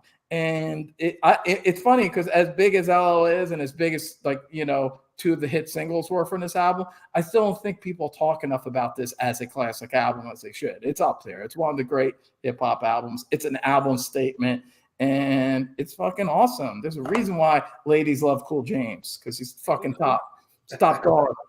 Recognize. All right, man. My number 5. This album really kind of it created a whole kind of subgenre of hip hop. You know, the roots of it kind of could go a little bit before this, but this is when it really turned hip hop on its head. Much like I compare this album to like Nevermind the Bollocks by Sex Pistols 10 years earlier. You know, where like a group put out an album that just challenges like everything that's like around them. Like it almost makes like the government kind of go after you. Like, I mean, the Sex Pistols, the government, like, you know, the Queen, they went after the Queen and all that, you know, and just like, you know, the government kind of just was almost going to like just take them and lock them up, which much like this album, I thought this was like the punk kind of the hip hop version of like that punk album, Nevermind the Bollocks. And that's NWA Straight Outta Compton. It's got to be that. I knew that's where you were going. Yeah. So, I mean, I think to me, I compare those 2 albums because to me they're very similar. Even though they're different genres of music, it's still a similar trajectory. Like, you know, it turned hip hop on its head. Like, who the fuck are these guys? You know, like they're spitting in the face of like, you know, of the system. Yeah. So the parallels very on point. Yeah. Yeah. So I mean, this album had a huge impact on me. I mean, come on, fuck the police. I mean, you can't get more straightforward than that, man. I mean, like these guys were like talking about the streets and you know, as a kid growing up in New Jersey, you know, there was some, you know, I grew up in Rahway, New Jersey, which kind of was a very mixed, you know, it was black, white, Latino, all that. So there was a bit of a street thing going on, you know, in my town, and you know, there was some rough areas like towns next over, and you know, there'd be fights and getting in. But like, you know, hearing this, I'm like, wow, this is a whole new level. Like this stuff, it just made me like imagine like the West Coast being this like battleground of like just fucking gangs just like killing each other, and and they were speaking about it, man. It was like the news, man. Like turning on the news, it was a hip hop version of like, you know, the news, really. Kind of, you know, the whole violence and what was going on and everything like that. So, but to me, like when this album came out, that's when gangster rap really became a subgenre of hip hop that started here. We could point to Ice-T before this. Yeah, he kind of was the originator if you're going to look at Ground Zero. But this album is like, it's really like the whole, everything came together on this album and kind of split out. I mean, Ice Cube's delivery on here is ridiculous, man. The song Straight Outta Compton is like a heavy metal version of like a hip hop, you know, like really, it's hard. The war beat, yeah, it's hard, man. You know, so yeah, so that's my number 5, man. Straight Outta Compton. I got to go with NWA.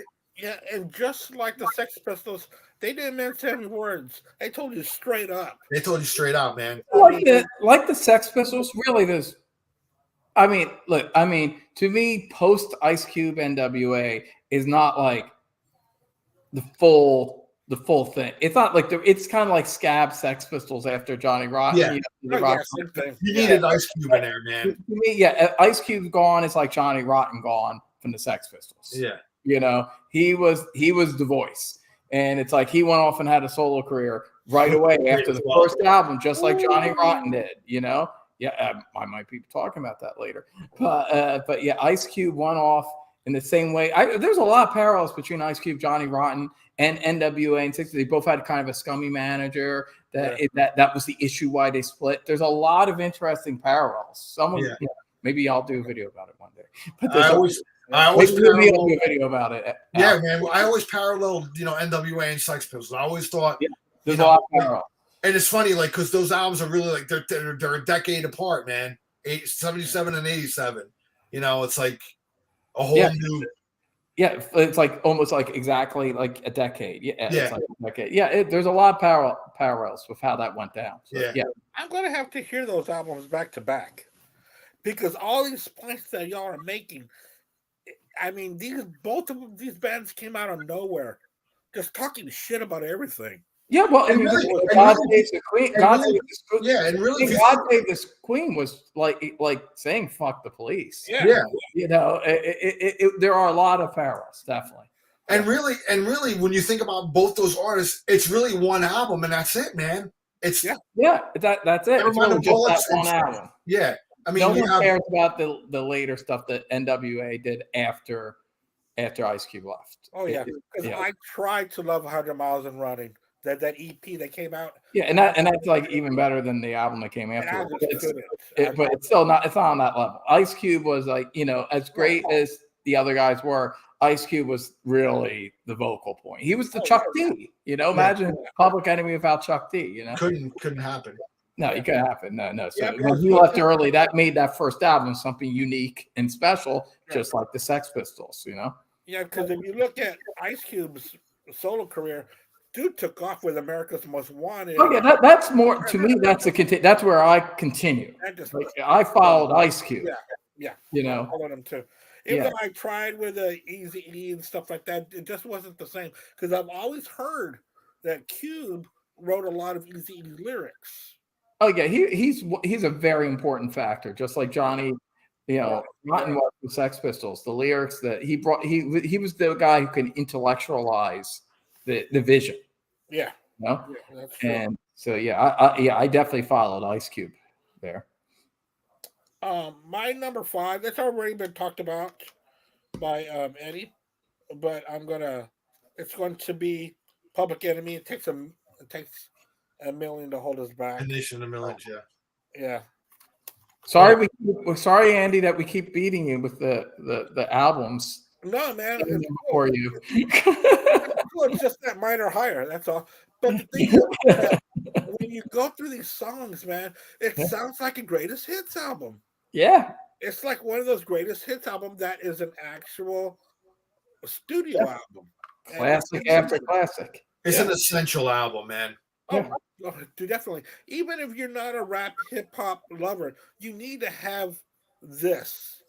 And somewhere in your music collection, either this one or Yo Bum Rush the Show or The Fear of a Black Planet. Yeah. Or even also Apocalypse 91's good too, man. I love that one too. They had a great run, man. The first 4 albums. I also loved Greatest Misses, which was a really cool compilation. Yeah. I kind of count if you count Greatest Misses, to me, it's that first 5, man. They are all solid. They all sound kind of like greatest hits compilations. They all have like so many great things. Yeah. So that is my number 5. Number 4, Eddie. Okay. You thought I gushed now. We're getting to the top 4. I'm gonna do some serious gushing now. Okay. To me, this is the greatest Wu-Tang Clan solo album. The greatest Wu-Tang Clan solo album. Yes, it was part of the first wave, but to me, this was the greatest. And it is let's just want to make sure. Yeah, that was number 4. Only built for Cuban links. Great one. I had that one too, man. It was a purple cassette. Yeah. It's Raekwon. Ghostface is on a lot of this. I mean, he's even featured on the album cover. He's like right behind him, and it says Raekwon featuring Ghostface and Capadonna, who is very underrated. He's a really strong rapper in the Wu-Tang. And so essentially, it's really kind of a trio. Like Raekwon is like the lead character, like it's like a movie, and this is a lot like a movie. This album, and it's Ghostface is like second build, and Capadonna is like third build. but they're like the three guys. And this really kind of gave birth to what they would call like kind of like there's like gangsta rap, which like NWA and Ice-T pioneered, but this was like more like mafioso rap of the mid 90s, which kind of brought in like, Nas and Jay-Z, and it had more of a smooth, sophisticated mafioso style. But this was like a rough, raw version of that. And Scarface, man. Almost. Yeah, like Scarface is referenced a lot on the album. There's samples from Scarface, and also even though he wasn't a mafia guy, but still.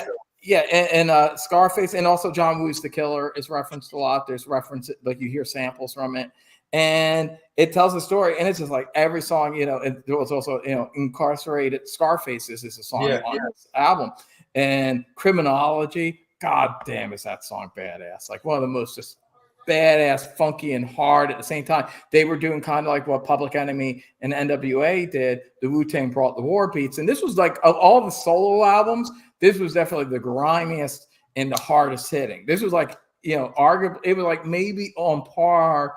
This is the only one that kind of gives the Enter the Wu-Tang a run for the money. It's the only one. Now, maybe it didn't win the battle in the end. We'll find out. But it's the only one that gives Enter the Wu-Tang a run for the money. As much as I love Supreme Clientele, as much as I might have loved some of the other albums, this is the only one that kind of gives it a run for the money. It is a masterpiece. If you've never listened to it, Andy, you got to check it out. It's just every track's great. The production's great. This RZA was still the main producer on it. And Raekwon, such an amazing rapper. Oh, God, such a cool voice. And such a great lyricist and storyteller. And again, they're painting this picture. And the thing, too, unlike a lot of other gangster or mafioso rap, there's a lot of, I would say, poetry and humanity. And there's a lot of like they wrestle with the stuff. Like, there's some shit that it kind of straddles a line. Like, it's kind of glamorizing the shit, but at the same time, there's a lot of like pain and horror over it, too. So they really kind of straddle that line where it's not like preaching like some positive rap, but it's also not like totally just giving into the glamorization of it either. They really straddle that line. On a whole, Wu-Tang did a really good job of that. But here, Raekwon and Ghostface especially do a great job of that. Like, this is kind of a perfect album to listen to about guys that, because both of them did actually sell crack before they hit it big. Wu-Tang, once they hit it big, they stopped that shit and they became more positive. Right. But they reflected back, and this album especially was reflecting back to what they were like and how they were living when they were criminals. And there's like just more heart and soul to it than a lot of other albums like that. And to me, it's like it's a movie. It's not just an album. It's like up there when I think of like Goodfellas or Scarface or any of those great movies. I also think of Cuban Links, and it's a piece of art. It should be in the fucking Library of Congress, as far as I'm concerned. Wow. It's one of the greatest albums of all fucking time. So there you go. I will check that out. Thanks for letting me know about that. Yeah, Only Built for Cuban Links, man. I still have that CD in my collection somewhere, man. Yeah, I remember the offshoots of Wu-Tang. I had that one, Only Built for Cuban Links. I had the Old Dirty Bastard one. That's right. It's a great one, dude. Yeah. I had a couple more. Yeah. But yeah, that whole first wave, they were all bangers. The whole first wave of solo albums was great. Essentially, this is the thing. By the time they got to Wu-Tang Forever, which is great, it's kind of like their Use Your Illusion, because it's like they're kind of reaching something, but there's some filler, but it's still pretty good. It's a double CD. Yeah, but it's a double CD, so there's going to be some filler. Yeah.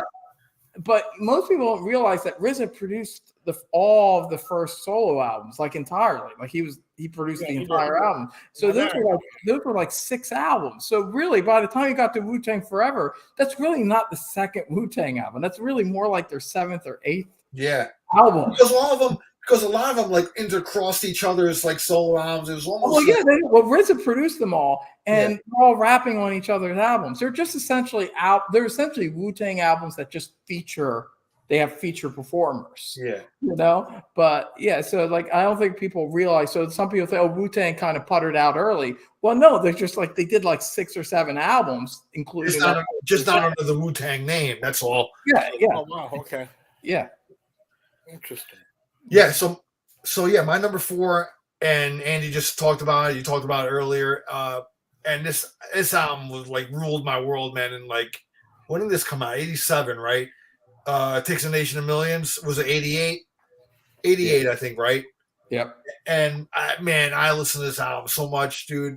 It had to be high on my list because it's a classic, and you guys went through the songs where Rebel Without Pause, Bring the Noise, Black Steel and an Hour of Chaos, which is one of my favorite songs. Yeah, that song. I love that song, dude. She Watched Channel Zero, which sampled Angel of Death by Slayer.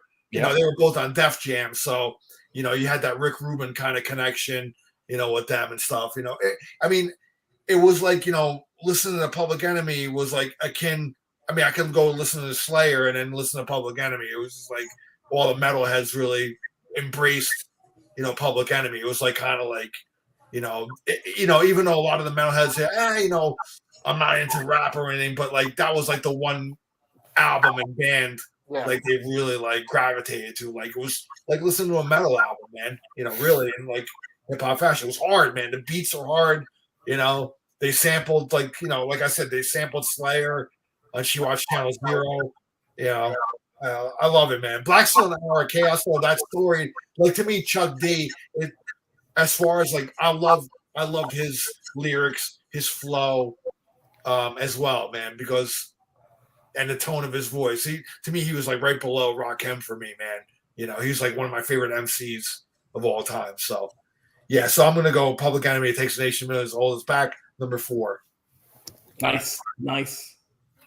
I beat John in this. We all put. By the way, is that the first one that all three put on the list? I believe so. Yeah, it is. That made all of our lists. So there you go. Must be the greatest hip hop album of all time. Maybe overall. Yeah, overall, we'll see. We got a couple more left. My number 4. Y'all haven't touched on this one. I don't know if y'all are, but to me, this was one of the first rap albums I ever heard, and I had on cassette. I still have it on cassette.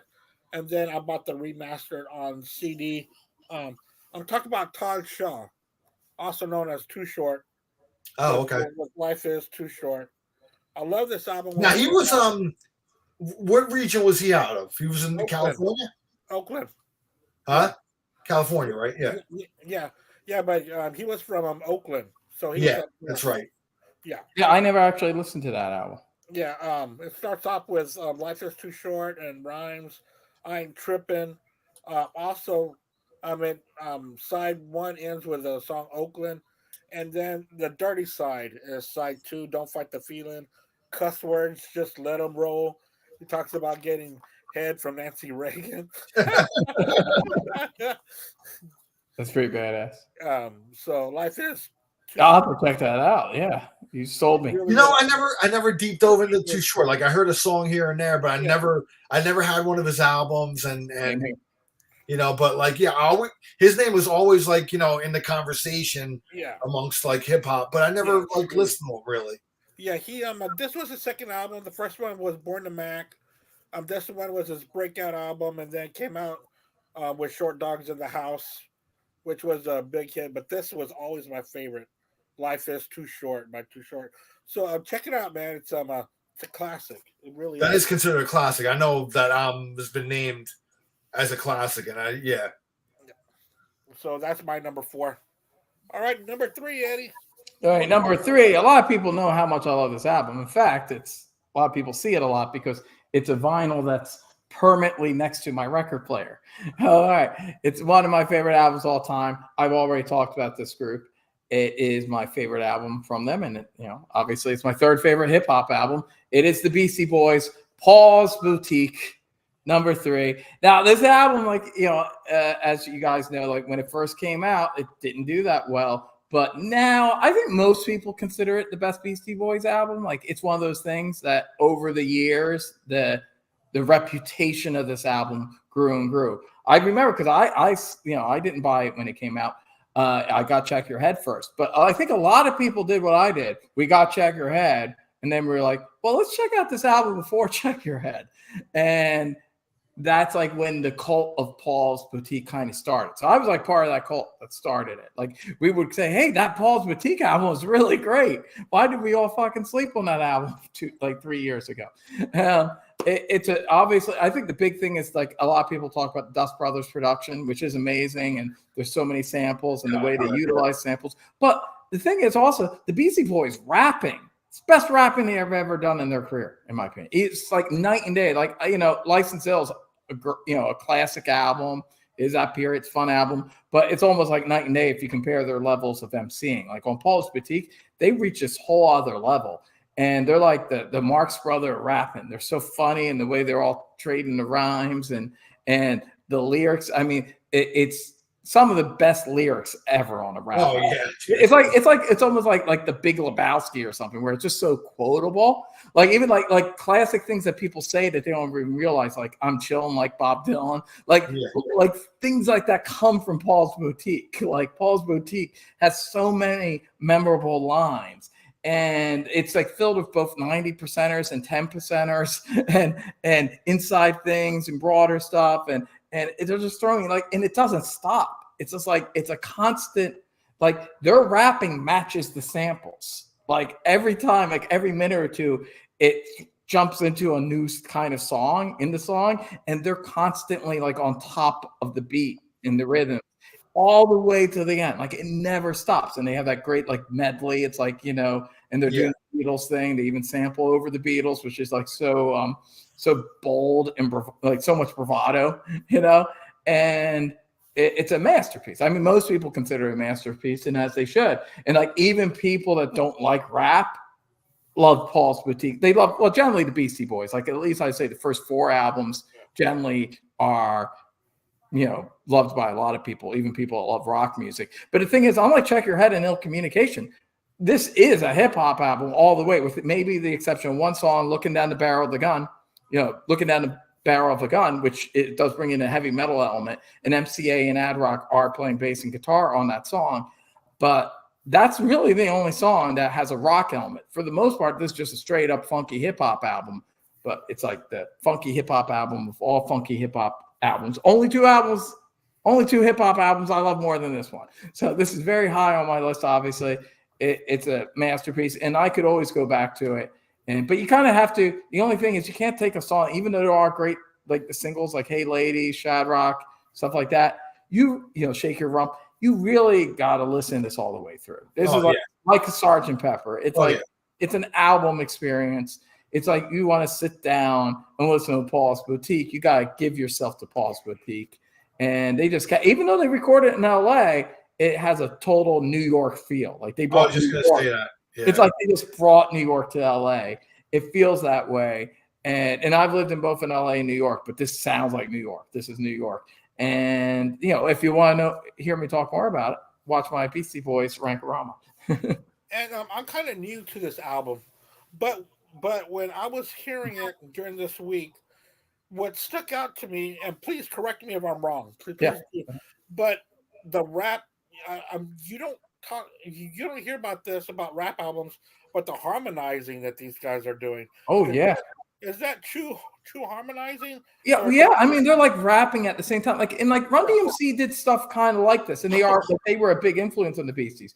But there was 2 of them where they're doing like a 3-way thing where they're literally like they're trading off rhymes, and there's 3 of them. Yeah. And then there's points where they like nimbly all come together, and they're like the way that they're doing it, interweaving with each other, man. It's masterful, and it's like relentless. It's relentless. They do it all the way from the first song to the last song, and like most people kind of always talk about Beastie Boys in terms of the production, in terms of the fact that they played their instruments and stuff. But I don't think they get enough credit as MCs, especially, I mean, even though I do like their rapping on their subsequent albums, to me, Paul's Boutique is like where they were focusing on rapping and MCing foremost. It's like they were wanted to prove to people that we're not just the party frat novelty kind of act. You see, that's what stuck out to me. Like we're the real deal. Like they want to prove to people that they were actual MCs. Another thing I like too is they managed to be like kind of true to themselves too. They're not like trying to be black. Like they're still like they're still very white, and they're like rapping about like new wave girls with new wave hairdos, and it's almost like a Bret Easton Ellis book, like Less Than Zero in a funky rap, like when you actually listen to the lyrics. And they're very true to themselves while still working, the funky line. Like they're utilizing black music to express their Jewish hipster white identity. And it's one of the things that makes it such a collision of culture that is so interesting. It's just like rock and roll was. Rock and roll is really white and black coming together. And this should also be in the Library of Congress if it's not. Yeah, definitely. Number 3, Al. All right, number 3 has been talked about before by Edwin. Low End Theory by Tribe Called Quest. Nice. Again, man, this album is like the perfect melding of like hip hop and jazz, and it's really kind of like when I started listening to jazz too, because I started working with my brother around the time when this album was out maybe a few months, and when I worked with my older brother, I got a job working with him. He got me to working for a town, and we worked together for 12 years. Then after that, in the 80s, when growing up with him, when we lived together before he went off, got married and everything, he was a metalhead too. He liked hard rock, metal, Zeppelin, and AC/DC and all that stuff. So he introduced me to that. Now, years later, after, he's married and, and he's been married for a while and he's got a little older, I walk into the office, work with him, and he listens to a lot. Was listening to a lot of jazz, man. So really kind of like beginning with this album and then working with my brother, listening to Miles Davis and Coltrane and stuff like that, really kind of got me into jazz, man. I think people don't talk about it a lot, but I have a feel we're both like part of a generation. There's probably a lot of people in our generation that got into jazz because of Tribe Called Quest. They were probably the gateway for a lot of people. Yeah. Which makes sense, Yeah, definitely, man. Yeah. And, again, like we were talking about, like, rappers that compliment each other. I think Phife Dawg and Q-Tip, I think, compliment each other tremendously well, man. Q-Tip had that smooth, voice, jazzy, and then Phife just had that more of a little bit of an edge to it and stuff like that. But they were together. They were awesome, man. And I just love the lyrics, man. Lyrically, they were great. And, this is one of those albums too. I could just put on and listen from beginning to end. It's just one of those solid albums all the way through. And it's a classic. To me, it's a stone cold classic. It's in fact, it's number 3 on my list. So, love this album, man. So, Tribe Called Quest, Low End Theory is my number 3. Wow, people when they think of rap or hip hop, they don't think of these as complete albums. They always think of hit songs on the radio, which is such a disservice. But my number 3, I was wondering. I knew that I was gonna have Ice-T on here, but which one? Which Ice-T? Which way was I gonna go? I decided to go with a bridge album that was huge for him, that opened up the doors to also include his other venture. Golly, I'm drawing Body Count. Body Count. And I know the album you're about to talk about. Iceberg. Yeah. Freedom of speech, but just watch what you say. This has elements of hip hop, of hardcore rap, of thrash. This was such a big album for him. That was the right before Body Count, right? No, that was OG. But it was I think OG Original Gangster, but that was the one right before OG. Yeah. Okay. Yeah, this was the 3rd album. It was Ryan Pace, Power, and then Iceberg. Power, yeah. And then OG was the 4th one. Yeah. And then Body Count. And then Home Invasion after that one. But this was the focal point that opened up the doors for everything for Ice-T, Iceberg. And I just love that album cover. Oh yeah, I love that album. That I talk about too. It's like with even the thrash albums that period. I love that Mad Magazine punk kind of. It's kind of like what the Black Flag album covers. Yeah, exactly. In the early '80s. Yeah, and that's when he is bringing in this kind of metal aesthetic to mix with the hardcore hip hop. And Yeah. in fact, Jello Barfa from Dead Kennedys is It's on on here there. as well. Yeah. So Well, that's the awesome so much. yeah, the It's freedom of great speech, the song "Freedom of Speech" on there. Yeah. When they took Body Count Cop Killer off of the album, they replaced Cop Killer with on the subsequent pressings of the Body Count album with that song. That's the song that ended the album. Yeah. Freedom of speech. Because the whole Cop Killer thing, they pulled At it that from time, because of all the riots that were going on with the Rodney King in '91, and then that came out, and of course they took off the song. But what a big shift in music, along with Straight Outta Compton, and along with like what y'all are saying with Wu-Tang.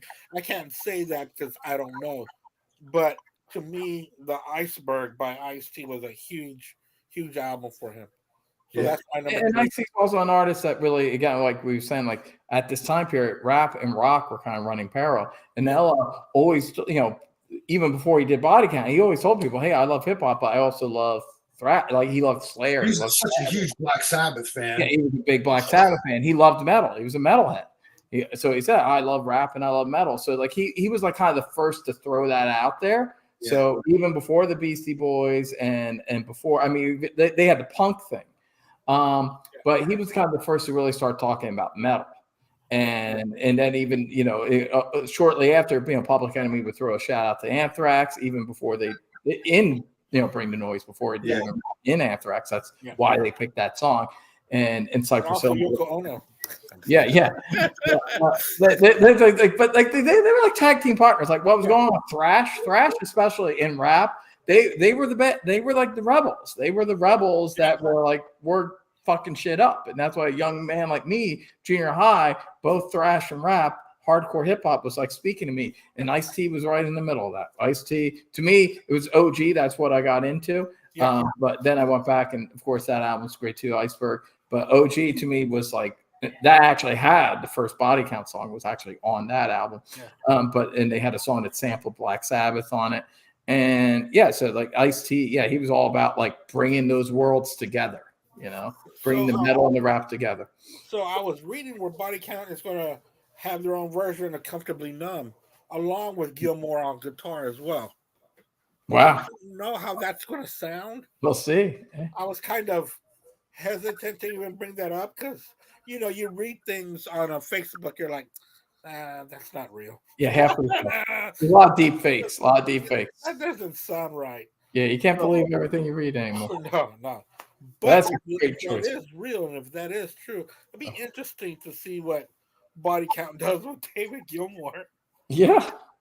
Yeah, it might be a train wreck, but I like it in theory. I like it in theory. I'll say I like it in theory. My wife was Tina was interjecting here real quick. She actually met Ice-T, and he's like real nice guy, man. Oh yeah, he sounds like a nice guy. Yeah, really real cool dude. Yeah, she met him in New York City. So, what did he have? Hold on.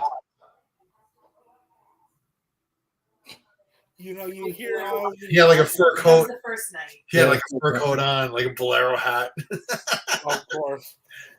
You ever watch that documentary on HBO, Pumps Up, Hose Down? Ice-T's actually in it. He's like getting his hair done, and he's telling the stories because he used to do some pimping before he got into the rap game. Yeah. And he talks about it, but it's a great documentary if you never saw it. And I'm not condoning pimping, but but we watch documentaries of the worlds that we would not actually take part in, and cultures so we can safely watch it from outside and learn things about people. And that is a great documentary. All right, number 2, Edwin. What you got for number 2, man? This has always been my second favorite hip hop album for a lot. Well, it used to be my favorite hip hop album, but until 1993 when it got knocked down. But okay, most people like objectively, It Takes a Nation of Millions and Fear of a Black Planet, I think, are objectively, I wouldn't say better, but more important. I mean, to me, there's like 3 perfect Public Enemy albums, and I love the first one, but I wouldn't call it perfect. I think the second, third, and fourth albums are all perfect albums. Most people will say It Takes a Nation of Millions and Fear of a Black Planet. They would usually put them up, and this one usually would be kind of a third or fourth favorite. But all I can say, when I go back to Public Enemy, as much as I love it, It Takes a Nation of Millions and Fear of a Black Planet, which did not break my top 10, but I thought about it and it hurt because I love that album. And that also is like a greatest hits. There's so many great songs. 911 is a Joke, Fight the Power, Terror Dome. There's so many great songs on that album. But the Public Enemy album that I do go back to when I listen to it, and I do have this on vinyl, is Apocalypse 91. The Enemy Strikes Back is my second favorite hip hop album of all time. To me, there's so much about this album I love. It is the album that really brings together the kind of metal hip hop vibe, and not just because of the Anthrax cover, which is at the end, the collaboration where they do the new Bring the Noise, but it's just so hard hitting. It's like this is like the final. I would say the peak of their evolution, their sonic evolution. Every album got a little heavier. But that was not a Bomb Squad production, right? Yeah, no, it's Bomb Squad. It's Bomb Squad. Okay. It's the peak of the Bomb Squad, as far as I'm concerned. This is Bomb Squad, which essentially is Chuck D. Was one of the key members of the Bomb Squad, and this production, like right out of the gate, when it has like Lost at Birth has to be the most hard hitting hip hop song. It's like what the equivalent of like Angel of Death for Slayer is. Right out of the gate. Yeah, out of the gate, the bang, bang, and it just like keeps doing that. And Chuck D comes on so hard, and that's just the beginning. And then it just keeps hitting you. Night Train, goddamn amazing. Then Can't Trust It. It's just like it's like they're punching you in the face constantly, And it just by the time I get to Arizona. So fucking by the time you get there, shut him down. God damn, one of the most hard-hitting hip hop. Shut him down. This whole thing, it's just like boom, boom, boom, boom, boom. It's just it's funky, but it's heavy as all fuck. It sounds like the Apocalypse. It's Apocalypse 91, The Enemy Strikes Back, and to me, it's like every song. It takes the idea. I think the reason why I like It Takes a Nation of Millions and this a little bit better in Fear of a Black Planet, as much as I love Fear, is It Takes a Nation of Millions. Well, Fear of a Black Planet has a little bit like the songs all go into each other. It's like a collage. It's like an awesome collage. But It Takes a Nation and Apocalypse 91 are a little more song oriented, I think, and like the songs are all like really punchy, catchy tracks. And 91 is like It Takes a Nation of Millions just cranked up to 11, in my opinion. And if you haven't listened to it in a while, just play it. It is the most hard-hitting hip-hop album of all time. It's not my number one, but I will say this is heavier than my number one. But there might be one other element to the number one that makes me give it an edge. That's when I still have that CD, and I had that CD. I still have the long box when CDs used to come in these long boxes. Oh yeah, like this. It has a skull on the back cover. Like that. Like even the imagery was close to kind of like thrash, you know. And they were leaning into that, and that's like Anthrax is on the album. There's a skull on the back cover. Like they're evoking the apocalypse. Like that's something thrash bands saying about, and heavy metal acts. So it's just like it's like a different genre. It is really a different genre. You're like when you listen to like mainstream like club hip hop, you tell me that has anything to do with Public Enemy? Like Public Enemy has more to do with thrash metal, in my opinion, than it does with some kind of club hit, rap song or it's like it was a different genre, and unfortunately that genre is now in the underground. I guess kind of like thrash metal. It's not a mainstream thing, and. Yeah, I think this album, like people do love it, like people talk about it, but to me, it doesn't get quite as much love as it should. It's always been a personal favorite of mine. Like Fear of a Black Planet was the first new Public Enemy album. I was all about that album for the year that was out. But I tell you, when 91, but when 91 dropped, this album dropped, and I've even seen the Can't Trust It video. It was the first video from it. I was like, at that point, like Public Enemy was one of my favorite bands, period. And I just listened to that album like, God fucking damn, all the way through. And I still do. I'm still that junior high school kid just thinking, God fucking damn, as I listen to this whole goddamn album. It's a masterpiece. It also should be in the Library of Congress. All right, man. My number 2 is really the album that started it all for me, man. Like, really, the first time I've told this story, like, watching MTV and seeing the Rock Box video, and I was like, wow, dude, it's like, I'm being into rock and everything. I mean, they had a band playing in the video with them, it had guitars on it, and it had these like 2 guys in leather jackets with like sneakers and hats on, rapping over like this, and I was like, who the fuck is this, man? So I got to go with the first Run DMC album. Nice. And I know, listening back on it now, like the production's very sparse on it and everything like that. But for me, this is the album that started it all for me, man. Like getting into hip hop, man. And I mean, Hard Times, Rock Box, just a classic. Jam Master Jay, Hollis Crew, Sucker MCs. It's like that. Wake Up, 30 Days, Jay's Game. I mean, the whole thing is cool, man. And then actually, and DMC actually, he autographed it for me. Wow, you got that. Yeah. To Al from DMC, he said it's tricky on here. So yeah, I met DMC, man. I met Daryl McDaniels, and he lives in New Jersey, and I met him like 2 or 3 times, man. And he was always a really cool dude. As a matter of fact, I met him outside of a radio station, he was doing an interview there, and I couldn't pass up the opportunity to meet him. I'm like, well, I know where the radio station's at, so I'm gonna go there. Wait until he's doing the interview. I know how you do it, Al. I've been there. Yeah, I've actually witnessed this side of it. He came out, and really it was me and like some other guy like showed up. It was only 2 guys, and he signed this for me. And then he was like, hold on a second. He went in his truck. He had like this nice SUV. He went in his truck and he pulled out.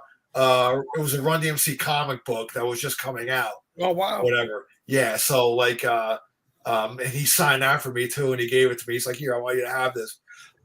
So that's really cool, man. So yeah, Run DMC, the first album, 1984. So that's why I say 1984. 94 is it is really the album that transitions into like the next stage for hip hop. It's my favorite Run DMC album, and I did think about it. Yeah, it didn't break my top 10. But it started I did think about it. It is my favorite. It started a whole new school of rap, Yeah, I think it's that, and then shortly after LL Cool J Radio, they were kind of the 2 albums that really shifted the style of rapping away from that kind of disco. Rapping. Exactly. Yeah, that's my number 2. Yeah. Yeah, my number 2. I hate to show a screenshot of this on my phone, but I used to have the CD. I used to have it on cassette. I don't have it anymore. I looked for it on CD. It was like $60. But this is my number 2, the Ghetto Boys. I don't know if you can see it there. You probably can't. Is that the one with My Mind's Playing Tricks on Me? No, that's that can't be stopped. This was the one. This is the one before it. Is that their first album? Huh? Is that their first album? They had another one that was before this, but it wasn't official. So this was like their debut album. Okay. This has Scarface on it. Yeah. This also has the mind of a lunatic is on there. Size Ain't Shit. And I'm talking about Bushwick Bill, Scarface, Willie D, and DJ Yella. No, not DJ Yella, DJ Red. Sorry about that. And there are Rap-A-Lot Records here from Houston, Texas. Yeah, I was gonna say they're based out of Houston, right? Yeah. And this one came out in '91. And dude, the first time I heard it, again, it was like straight out of Compton, but they took another step further. It was more violent. It was more very, very explicit. And I fell in love with it. But man, I wanted it on CD on some kind, but it's so expensive right now. I gotta find it at a used store. Of course, I can't find it. Maybe eBay. Sometimes eBay you can get some deals. eBay or Discogs. Amazon had it so expensive, man. Yeah. but Ghetto Boys, that's one of my favorite albums. Bushwick Bill, man. Huh? Bushwick Bill. Bushwick Bill. He passed away, unfortunately. Yeah, he was such a character, though. Yeah, but one of the first concerts, it was the second concert he went down to Corpus, and it was Bushwick Bill playing solo for his solo album, Little Big Man, because that's when they came out with solo albums. Scarface came out with a diary, and Bushwick Bill came out with Little Big Man. And I remember he played that Chucky kind of character. Yeah, It was very creepy, man. So my number 2 is Ghetto Boys. All right, guys. Number ones. We're getting to number ones. Well, this I knew instantly. This is something I have talked about, and I did do a Wu-Tang video where I said it. I think I've said this in a few videos, but yes, Al already knows. But yes, because I always say that this is the greatest hip hop album of all time, in my opinion.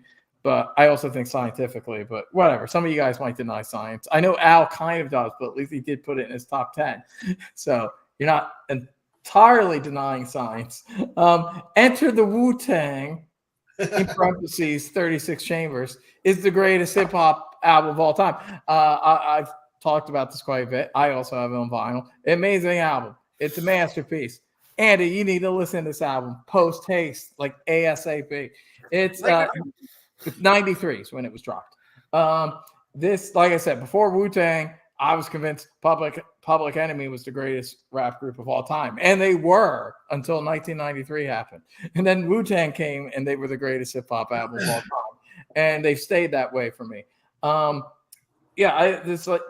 think in the mid 90s, like I wasn't, I would say there was a period, I would say in the mid 90s where Wu-Tang were just my favorite like act period. It was maybe like Wu-Tang or Miles Davis, and like I still was like into some metal. Like I still loved like AC/DC, Motorhead, Black Sabbath. I was starting to actually, that's when I started to get into them, was mid 90s. But I was like getting a little more into hip hop, funk, and jazz in the mid 90s, right as I was getting out of high school. And that's why I formed my band, the Crazy Scene Dads, and all that. And I was getting really into that. But to me, like Wu-Tang, I was all about the Wu-Tang. I was all in. I love the mythology. Like I'm a big martial arts movie fan. I love just a lot of Asian cinema in general. Kung Fu theater, man. I love the Kung Fu theater. And it's just like they brought a lot to it. And they were keeping it at a time period where hip hop was changing because of The Chronic. And The Chronic is a great album, but it's like one of those things where it's a great album, but it also kind of made everything worse. Like that is the Dre's like slick production and going into the G-Funk thing kind of pushed hip hop a little closer, kind of pushed it in the direction that ultimately I would not like so much. Yeah. And at that time period, everything was getting kind of slicker and melding more of R&B. And like Wu-Tang were like they were holding up the flag saying, no, let's keep things raw and hard. Gritty and like heavy. Like this was heavy music and gritty. And in the mid 90s, they were kind of keeping that up for a while. And so that's why I kind of aligned myself with the Wu-Tang. And every rapper was amazing, especially like the top 5, which is I would say, with Ghostface Killer, Raekwon, Genius, ODB, and Method Man. Those like top 5 guys. They were like, especially on the first album, they were in Inspector Deck too, kind of getting in there as a strong 6th. They were just amazing rappers. They were like good enough rappers for their own albums, as they would have with all those solo albums. And they're all there, all working together. And RZA's production and Wu-Tang Clan Ain't Nothing to Fuck With is the greatest hip hop anthem of all time, in my opinion. But it's like one of those like the Public Enemy albums where we're saying like it sounds like greatest hits. There are so many great songs. Obviously, their biggest hit, Cream, is on the album. But Bring the Ruckus, and there's just so many great songs on this album, and it's just like banger after banger after banger. The production is so raw and grimy. There's something magical about the album.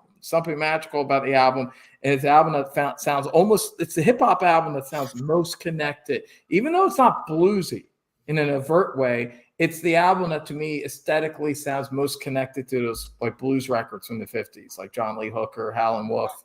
Like there's just something so raw And like to me, this is like the hip hop equivalent of Smokestack, Lightning, Howlin' Wolf, and yet modern and cinematic, and just it's a masterpiece. It should be in the motherfucking Library of Congress. A lot of the albums should be in there. In fact, it's so good they should move the Library of Congress to fucking Staten Island and build that shit around this album. That's how good it is. I really gotta check out these albums. Dude, I'm telling you, dude. Yeah, if you listen to it all the way through, which needs to be listened to all the way through. Yeah, that is out all the way through. But I mean, hearing your taste, Andy, the shit you like, I'd be very surprised if you sat through all of Enter the Wu-Tang and did not love it. It sounds like you'd be into it. Yeah. All right, my number one. Yeah. I don't think it's any surprise to this that it's my number one. I mean, it's an album that's been mentioned before, but to me, I always call it the Sgt. Pepper of hip hop. Well, I know where you're going now. Yeah, it's Paul's Boutique, man. I mean, and to me, I don't know, man. Like, and I told this story before. It's like when I first got the album, I bought the CD, and it's a crime. It's a crime that I don't have this on vinyl. Like, I could shoot myself. I still have the CD, but I don't have the vinyl, and I need to correct that and have the nice vinyl with the trifold. Oh yeah, artwork and all that. That's why that and Physical Graffiti. The reason why they're the two I have on display, because to me they're the two most beautiful vinyls I have. They're my two favorite albums, and they're both buildings in New York. And it's so New York, man. Yeah. Like you were saying before, like lyrically, if you're not from the New York area, you're not going to get a lot of the references that they say. But I mean, because there's reference after reference. So like, damn, dude, I know exactly what he's talking about. I know the place he's talking about. I know, what he's, saying and shit like that. So even though, like Edwin said, they moved out to LA and worked with the Dust Brothers, it was such a New York album, man. So again, it's like one of those albums you got to listen to all the way through. And it's like it's the album when I first got it on CD. I did not get it, man. Like it went over my head, and I shelved it for like 6 months. Did you get it when it was like new? Was like in '89? I bought it the day it came out. Oh, see, there you go. See, I think the difference is I came into it. A couple years later. Right from License to Ill, I was in on Beastie Boys in real time. That makes sense. Yeah, that makes sense, and that's why I guess a lot of people reacted that way to it. It was almost a little too new. It was too ahead of the curve. But the reaction was like it wasn't License to Ill Part 2, which was everybody was like expecting that. Yeah, I get it. But this was already 3 years removed from like that album. So for them to come out with an album like License to Ill would have been career suicide for that man.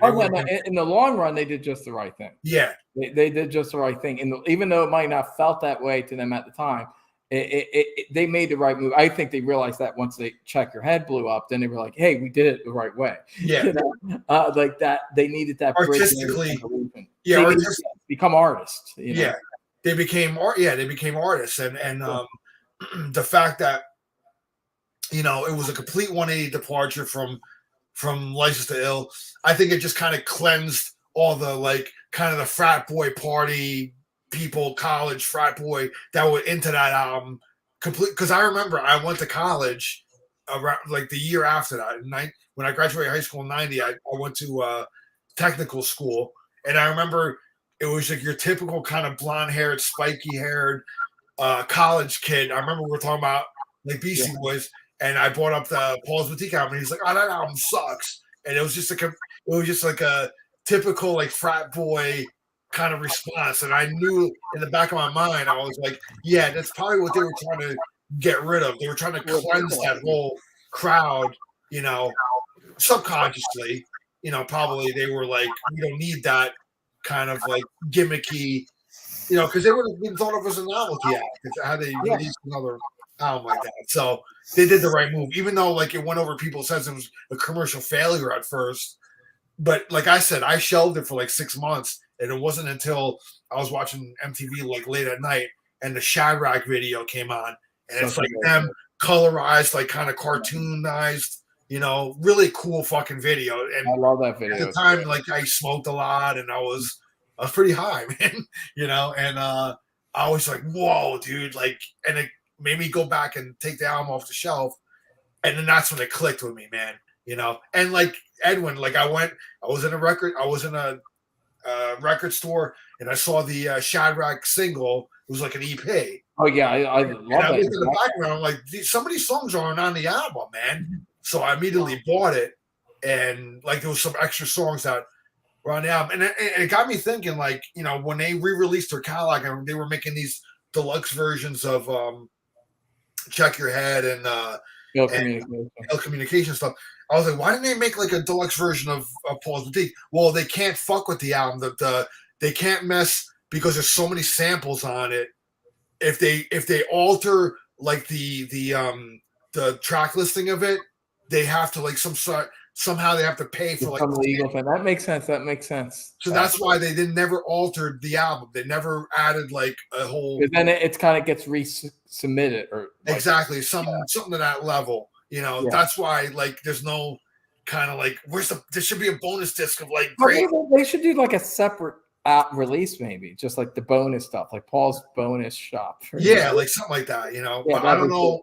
I don't know. Because the BCs, they have so many. They're like those. I got those Check Your Head, Ill Communication deluxe editions because there's just so many great B-sides and stuff. I mean, back in the day, I even had like the Roots Down EP that had that cool remix of Root Down, and there was like a lot of cool B-sides and different stuff and live stuff on that. Yeah, I did. I had the Sure Shot 7-inch that had Mullet Head. Always loved that song. Real thrash metal song. Great B-side. But I was really coveting that Shadrach single. Yes, seek out whatever singles you can find from like the from the Paul's Boutique era, because you're gonna have. But that Shadrach is considered an EP actually because it's got like 6 songs on it. So I actually saw. I will say there was a moment I didn't even see when the first 2 singles came out. Hey Ladies and Shake Your Rump. Like it was under radar, and plus I wasn't really listening to a lot of rap at that time period. I think I was just getting into Public Enemy and LL Cool J, but I do remember seeing Shadrach maybe in early '90 and on the MTV Raps, and I remember like I didn't even hear the album yet. I was like, oh, this is really awesome. This is really good. For whatever reason, I did not run out and get it, but I remember kind of taking a mental note. It wasn't until like 2 years later when and Pass the Mic dropped, and I watched the premiere. I actually watched Beastie Boys showed up on UMTV Raps, and I watched the premiere of Pass the Mic, and I was like, and I remembered suddenly in the back of my head, I said, oh, that's right. I remember like a year or 2 ago, there was some cool Beastie Boys song that sounded more funky and legit than I was expecting from the Beastie Boys. Yeah. And Pass the Mic was so fucking awesome. There's like, oh, fuck it, I guess I'm buying the Beastie Boys. So I went out and got Check Your Head. Like, I guess it was the first or second week it came out. Like, I was all in just because of Pass the Mic. Plus, by that point, I was getting more into hip hop. And then it was like, I don't know, a month or 2 later, I remember I bought it in a cool little CD shop in South Philly. In South Philly is where I bought Paul's Boutique. I saw the CD and I picked it up, and that's when I got into Paul's Boutique. I think because like I was listening to it post Check Your Head, the mindset was different. Like I was ready for this thrift store aesthetic album that had all these different styles and stuff. But you going into it the other way, I can see why it took a little while. But I instantly got it because I'd already gotten into Check Your Head. So I instantly heard Paul's Boutique and thought it was a masterpiece. Yeah, Michael Lynch is correct, man. You could never do an album like that today because to clear all those samples would cost you well into $1 million, probably over that, And that's to clear all those samples and pay all the artists, forget it. It'd be a nightmare. And there's like big ones. There's the Beatles. There's Yes. There's I mean, imagine the movie soundtracks. They got like Jaws, Psycho. Yeah.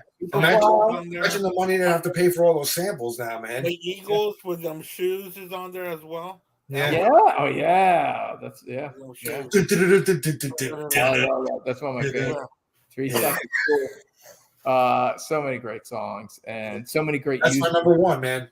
I mean, that to me, it's like, what's cooler than Eggman when like the Jaws sample crashes into the Psycho sample. Yeah, and it fits. Man. Yeah, and it's awesome. Amazing. It's amazing. Michael Lynch knows. He knows. We all know. How could you not love? Everyone knows. If someone does not love Paul's Boutique, don't trust that person. For example, 2 Beatles songs on one track. They do "When I'm 64" along with "The End." Well, Yeah. and then they go Sgt. Pepper. They're using the Sgt. Pepper reprised drum beat, and they also bring in the crowd noise from the beginning Sgt. Pepper. So there's a lot of different layers to what they do throughout. It's one of those albums that you can listen to 1,000 times, 2,000, and you're always going to pick up something from it, man, because it's so densely layered, dude. It's just amazing. I remember like for a long time. I remember when I first, because keep in mind, I heard Paul's Boutique after Check Your Head, so I already heard like Gratitude, and that's my favorite Beastie Boys song. Love that song. What a song! And MCA had such a distinctive bass style. It's great bassist. And I remember hearing that cool breakdown part at the end of Looking Down the Barrel, and the bass does that whole distorted bass thing, the do-doon, do-doon, and it's very kind of Sabbathy, and it's very cool. And I remember thinking when I heard it, I was like, is that them actually playing? But wait a minute, they don't play on this album. This sounds like it's all samples. Like the way the Dust Brothers mixed it, it sounded like it was a sample, but yet it distinctly sounded like MCA style. And it wasn't until a couple of years later, because this was before the internet. Like, I didn't know. It didn't list him as a musician. But then a couple of years later, once the internet started, I found out, yes, it was. MCA is actually playing on that one song, and Ad Rock is doing guitar. It's not like the drums are sample drums. I think the drums are from a famous song. On that, what are they? It's some famous. Looking Down the Barrel of a Gun. Yeah, the drums are like from a famous song. I forget what they are, but they're from something. The drum line in the beginning is some famous sample, but when the guitar and bass comes in, that is actually Ad Rock MCA. So that's like the first time since their old punk underground days that they're kind of dusting off their instruments and adding a little something. So that's a little foreshadowing of what they would do. But the way the Dust Brothers mixed it, it just sounded like another sample. You know? But I remember maybe because I was a bass player, I was like a little attuned to that. So I was just like, that sounds like MCA. And sure enough, it was. MCA, such a distinct bass player. Yeah. Such a great band. Genius album, man. Genius album. Great. Hey, even though it was not my number one, it's not, you're not wrong to have that as your number one. It's one of the greatest hip hop albums. It should be in the Library of Congress, the one that's in Staten Island. Built The one in Staten Island. All right, Andy, go ahead, man. Go with your number one, bro. Yeah, my number one, it's been talked about by Al, but this kind of bookends my list. To start off with Easy Does It at 10. No, I'm sorry, that was number 9. Originally it was number 10. So I messed up this whole speech. Oh my God. Straight Outta Compton. Yeah. It's going to be my number one. This I remember when I was in the 8th grade, there was a mixtape going around school with this album on it, and we would pass it around. And I remember when I grabbed it, my buddy goes, "Don't fucking lose this, please." I said, "I won't." So I took it home for the weekend. Of course, I didn't lose it. My mom heard what I was listening to. She got pissed. She got pissed. But I told her, I said, "Listen, Mom, it's not mine. I need to take it back to school on Monday." So, but later on, I did my own stuff.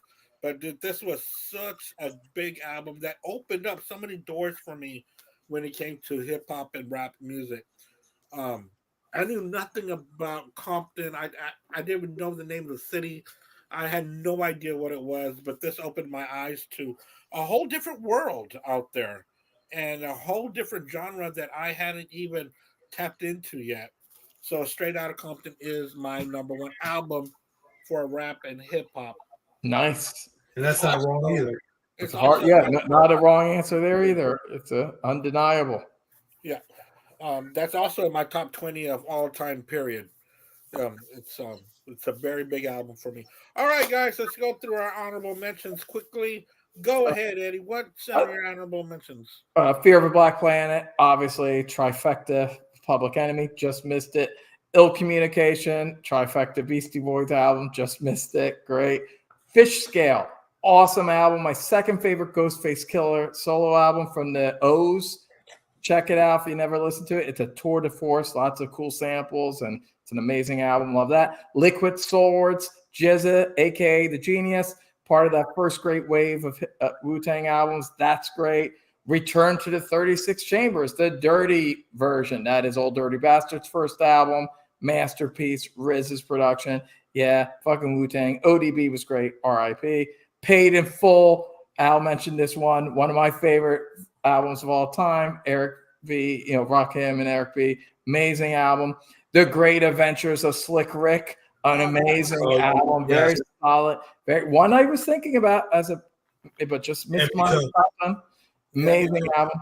Amazing album. I gotta say, I do love Straight Outta Compton. It is a classic. It objectively is one of the greatest rap albums of all time. That being said, I actually do prefer the first three Ice Cube solo albums. To me, I felt there was an evolution. But my favorite, to me, it peaked with two albums. I kind of bounced between the two. I love Death Certificate and The Predator. Oh, God, I love those two, man. Yeah, man. Oh, look at that. I love it. Yeah. Those two albums, to me, and they're very similar to like the Bomb Squad style. Yeah. The Lynch Mob was his group, but they're very similar to the Bomb Squad style. I like Lethal Injection as well. That was good too. That was a little bit more mainstream, but I liked it. I did like that album. Death Certificate and Predator are harder. Predator's fine. I give that a slight edge. I think that's my favorite. I think the Predator, Wicket and all that stuff. Oh yeah, dude. Today was a good day, and loved all that shit. I could go off and on about the Predator, but I love Death Certificate as well. An album that we have talked about, but none of us put it on the list. My favorite Ice-T album is OG Original Gangster. Yeah. I got that when that first came out. That's great.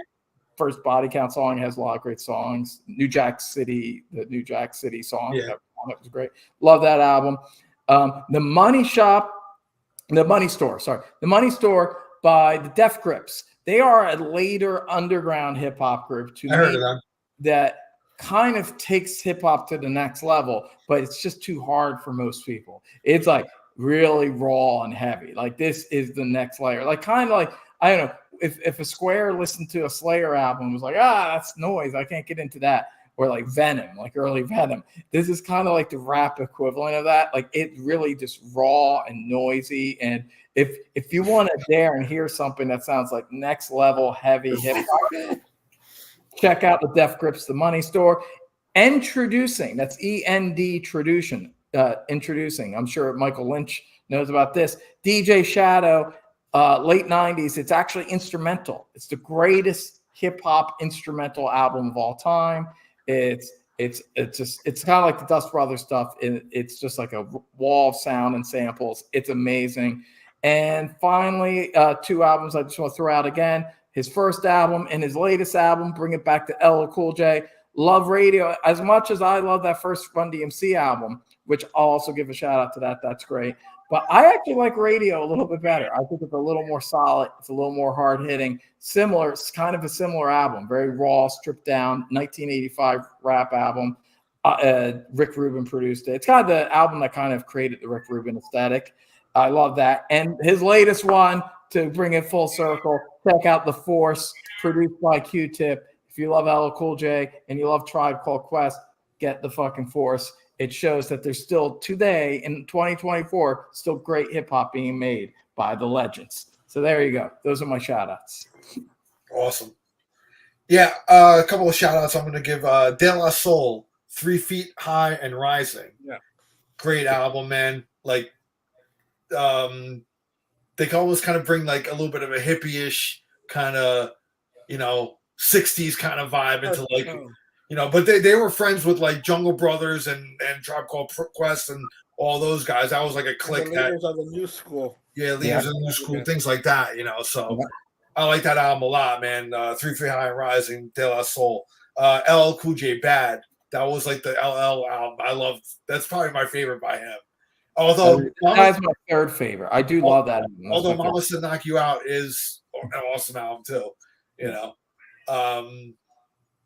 What else do I got here? Oh, Third Base, the Cactus album. I love that album, man. It's like MC Serge is kind of, he's kind of like a comedian, man. Like he says funny shit, but I mean him and Pete Nice, man, they were funny together, and I thought like that album is a classic to me. I love that album. It's they were really good rappers too, man. Like so I listen to the Cactus album a lot. Cypress Hill Black Sunday, I kind of talked about that before. Beastie Boys Check Your Head, like both albums really kind of like brought rap and hip hop into like that alternative arena, like alternative stations were playing them. You know what I mean? So it kind of crossed over into that genre. And one more, man, that I really loved was Special Ed, Youngest in Charge. I haven't listened to that one.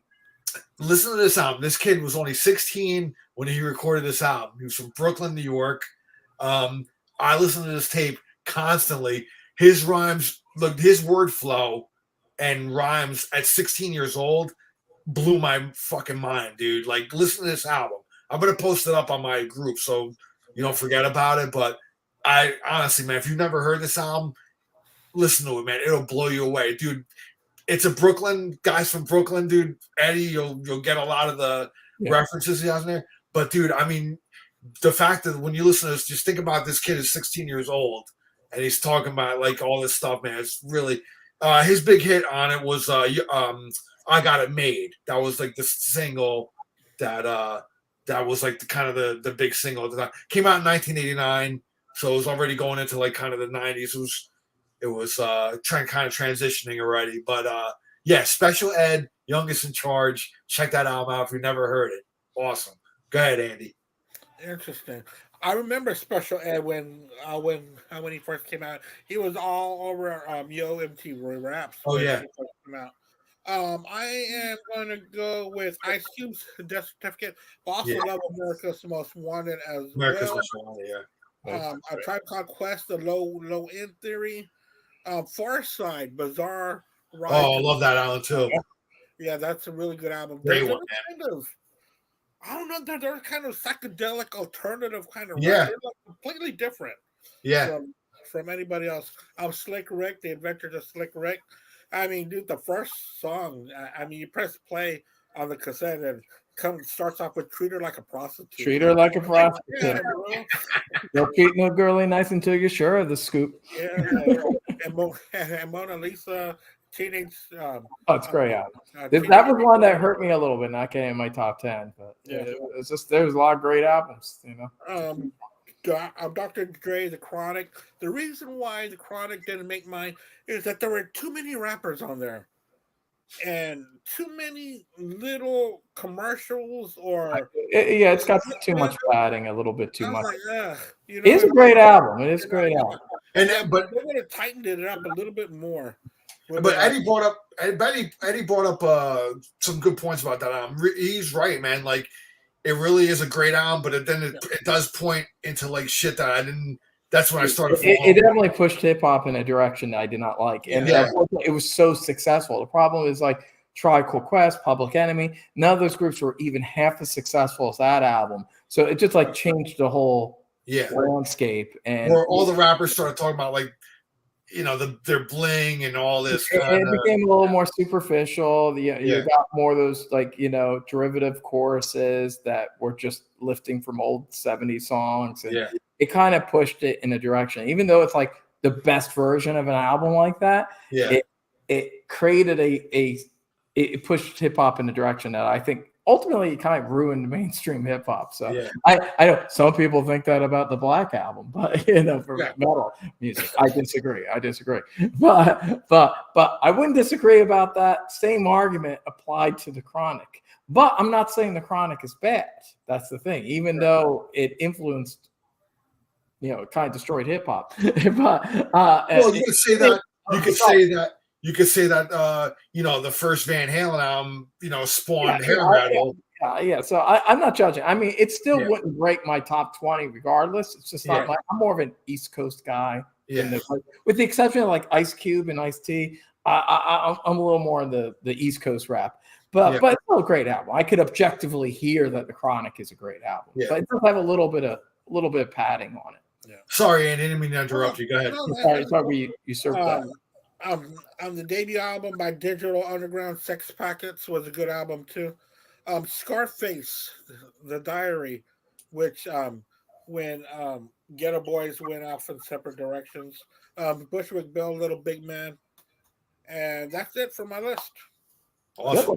We've talked about a lot of great hip hop albums. Yeah, we really did. I really liked this episode. This episode, like you were saying, and the same thing I was saying, we never get to talk to we never get to talk about hip hop. Well, because a lot of people that we hang with, they're not really into it, like we are, But it sounds like we have a lot to share about hip hop, which was really cool, man. Yeah, I think it brings out things because it's a timeline thing. And our age brackets, and so like it just brings up a certain time period because this was an active new form of music that was going on when we were like teenagers and young adults. So it created a different dynamic than usual. I like it too. Good episode, guys. Because again, in '88, it wasn't just big rap singles anymore. They were making complete albums. Oh yeah, and they were events like this. It was a big deal. Like when Public Enemy was releasing a new album, you were going to the album like a movie. Like it was an event. You know? And everybody that listened to music or enjoyed music heard about the new Public Enemy coming out. Yeah, it was an event, and I would say like some of the thrash albums were like that. They were kind of like movies too. Like it was like a big deal, when Metallica was like going to release a new album, like Guns N' Roses, even like Use Your Illusions. Right. That was like it coincided with T2. It was just as big, like oh, you're going to see T2, and oh my God, Use Your Illusions. Like that was like I took off school to get those albums. Like it was a period where rap and rock was still. Like we're kind of the peak of the empire, cultural empire. Like we were at a time period where music was still like one of the most important things in the world. Yeah, it was still changing. Like rap was changing. The sound of music was changing. Yeah. And that's the thing. You were listening to these albums to hear what's the next thing going to sound like. Are they going to get heavier? What are they going to fucking do now? Yeah. And there's a certain point where that kind of stopped. Unless you went to the underground, it kind of stopped evolving in that direction. Like you no longer I don't think kids nowadays sit down and go, what's the next sound going to sound like? They don't give a shit. They just want it in the background, Yeah. They don't want a new sound. They want the same old sound again and again. Whereas we were hungry for the new sound. Yeah. And whatever new came out, we shared it with everyone around us. And not just sharing on the internet. We had hard copies that we'd take to people to our friends' houses or go to their cars and pop. Oh yeah, we borrowed things. I was the same way. We would trade tapes. The first time I heard Metallica was borrowed "Injustice for All" from a friend, and that I did that for albums too. Like we were just trading, and it was a different time. Yeah, it was a different time, but it was so much fun. All right, guys. Thank you so much, Ed. Thank you for being such a wonderful guest. I knew that you would get your hip hop in there, and you'd share so much. So thank you so much. Of course, I really love doing it. Thank you for having me. Always love talking to you guys, both my brothers, both my friends. Appreciate it. And also shout out to Michael Lynch and Jimmy James out there for hanging with us. So thank you, brothers. Appreciate it. Yeah, thank you, guys. Yeah, guys. Thank you so much for y'all's. And check out Eddie's YouTube channel, Eddie Canestracci. Yep, check it out. If you missed out, I did 36 reasons why the Wu-Tang Clan are the greatest hip hop act of all time. That video should have higher numbers, so check that out. Check it out. Help me get deeper into. Yeah, watch that video, Andy, and that will help you see why the Wu-Tang are the greatest. I sure will. Al, any parting words, man? Nah, man, just gonna batten down the hatches for the storm. Eddie. Yeah. Eddie, if you need a place to crash, you can come to my house. Yeah, I think it'll be like the other thing is we're in a good spot. It always just kind of goes a little north of us in Tallahassee. And I'm a little more inland, so it's I'm kind of inland too. So we should be all right. But if we run into trouble, we'll hit each other up. Yeah. I haven't thought of a topic for next week yet, Andy, but I'll get to you about it. So sounds good to me. All right, later, guys. Peace out. All right. Cheers, everybody. Bye, guys.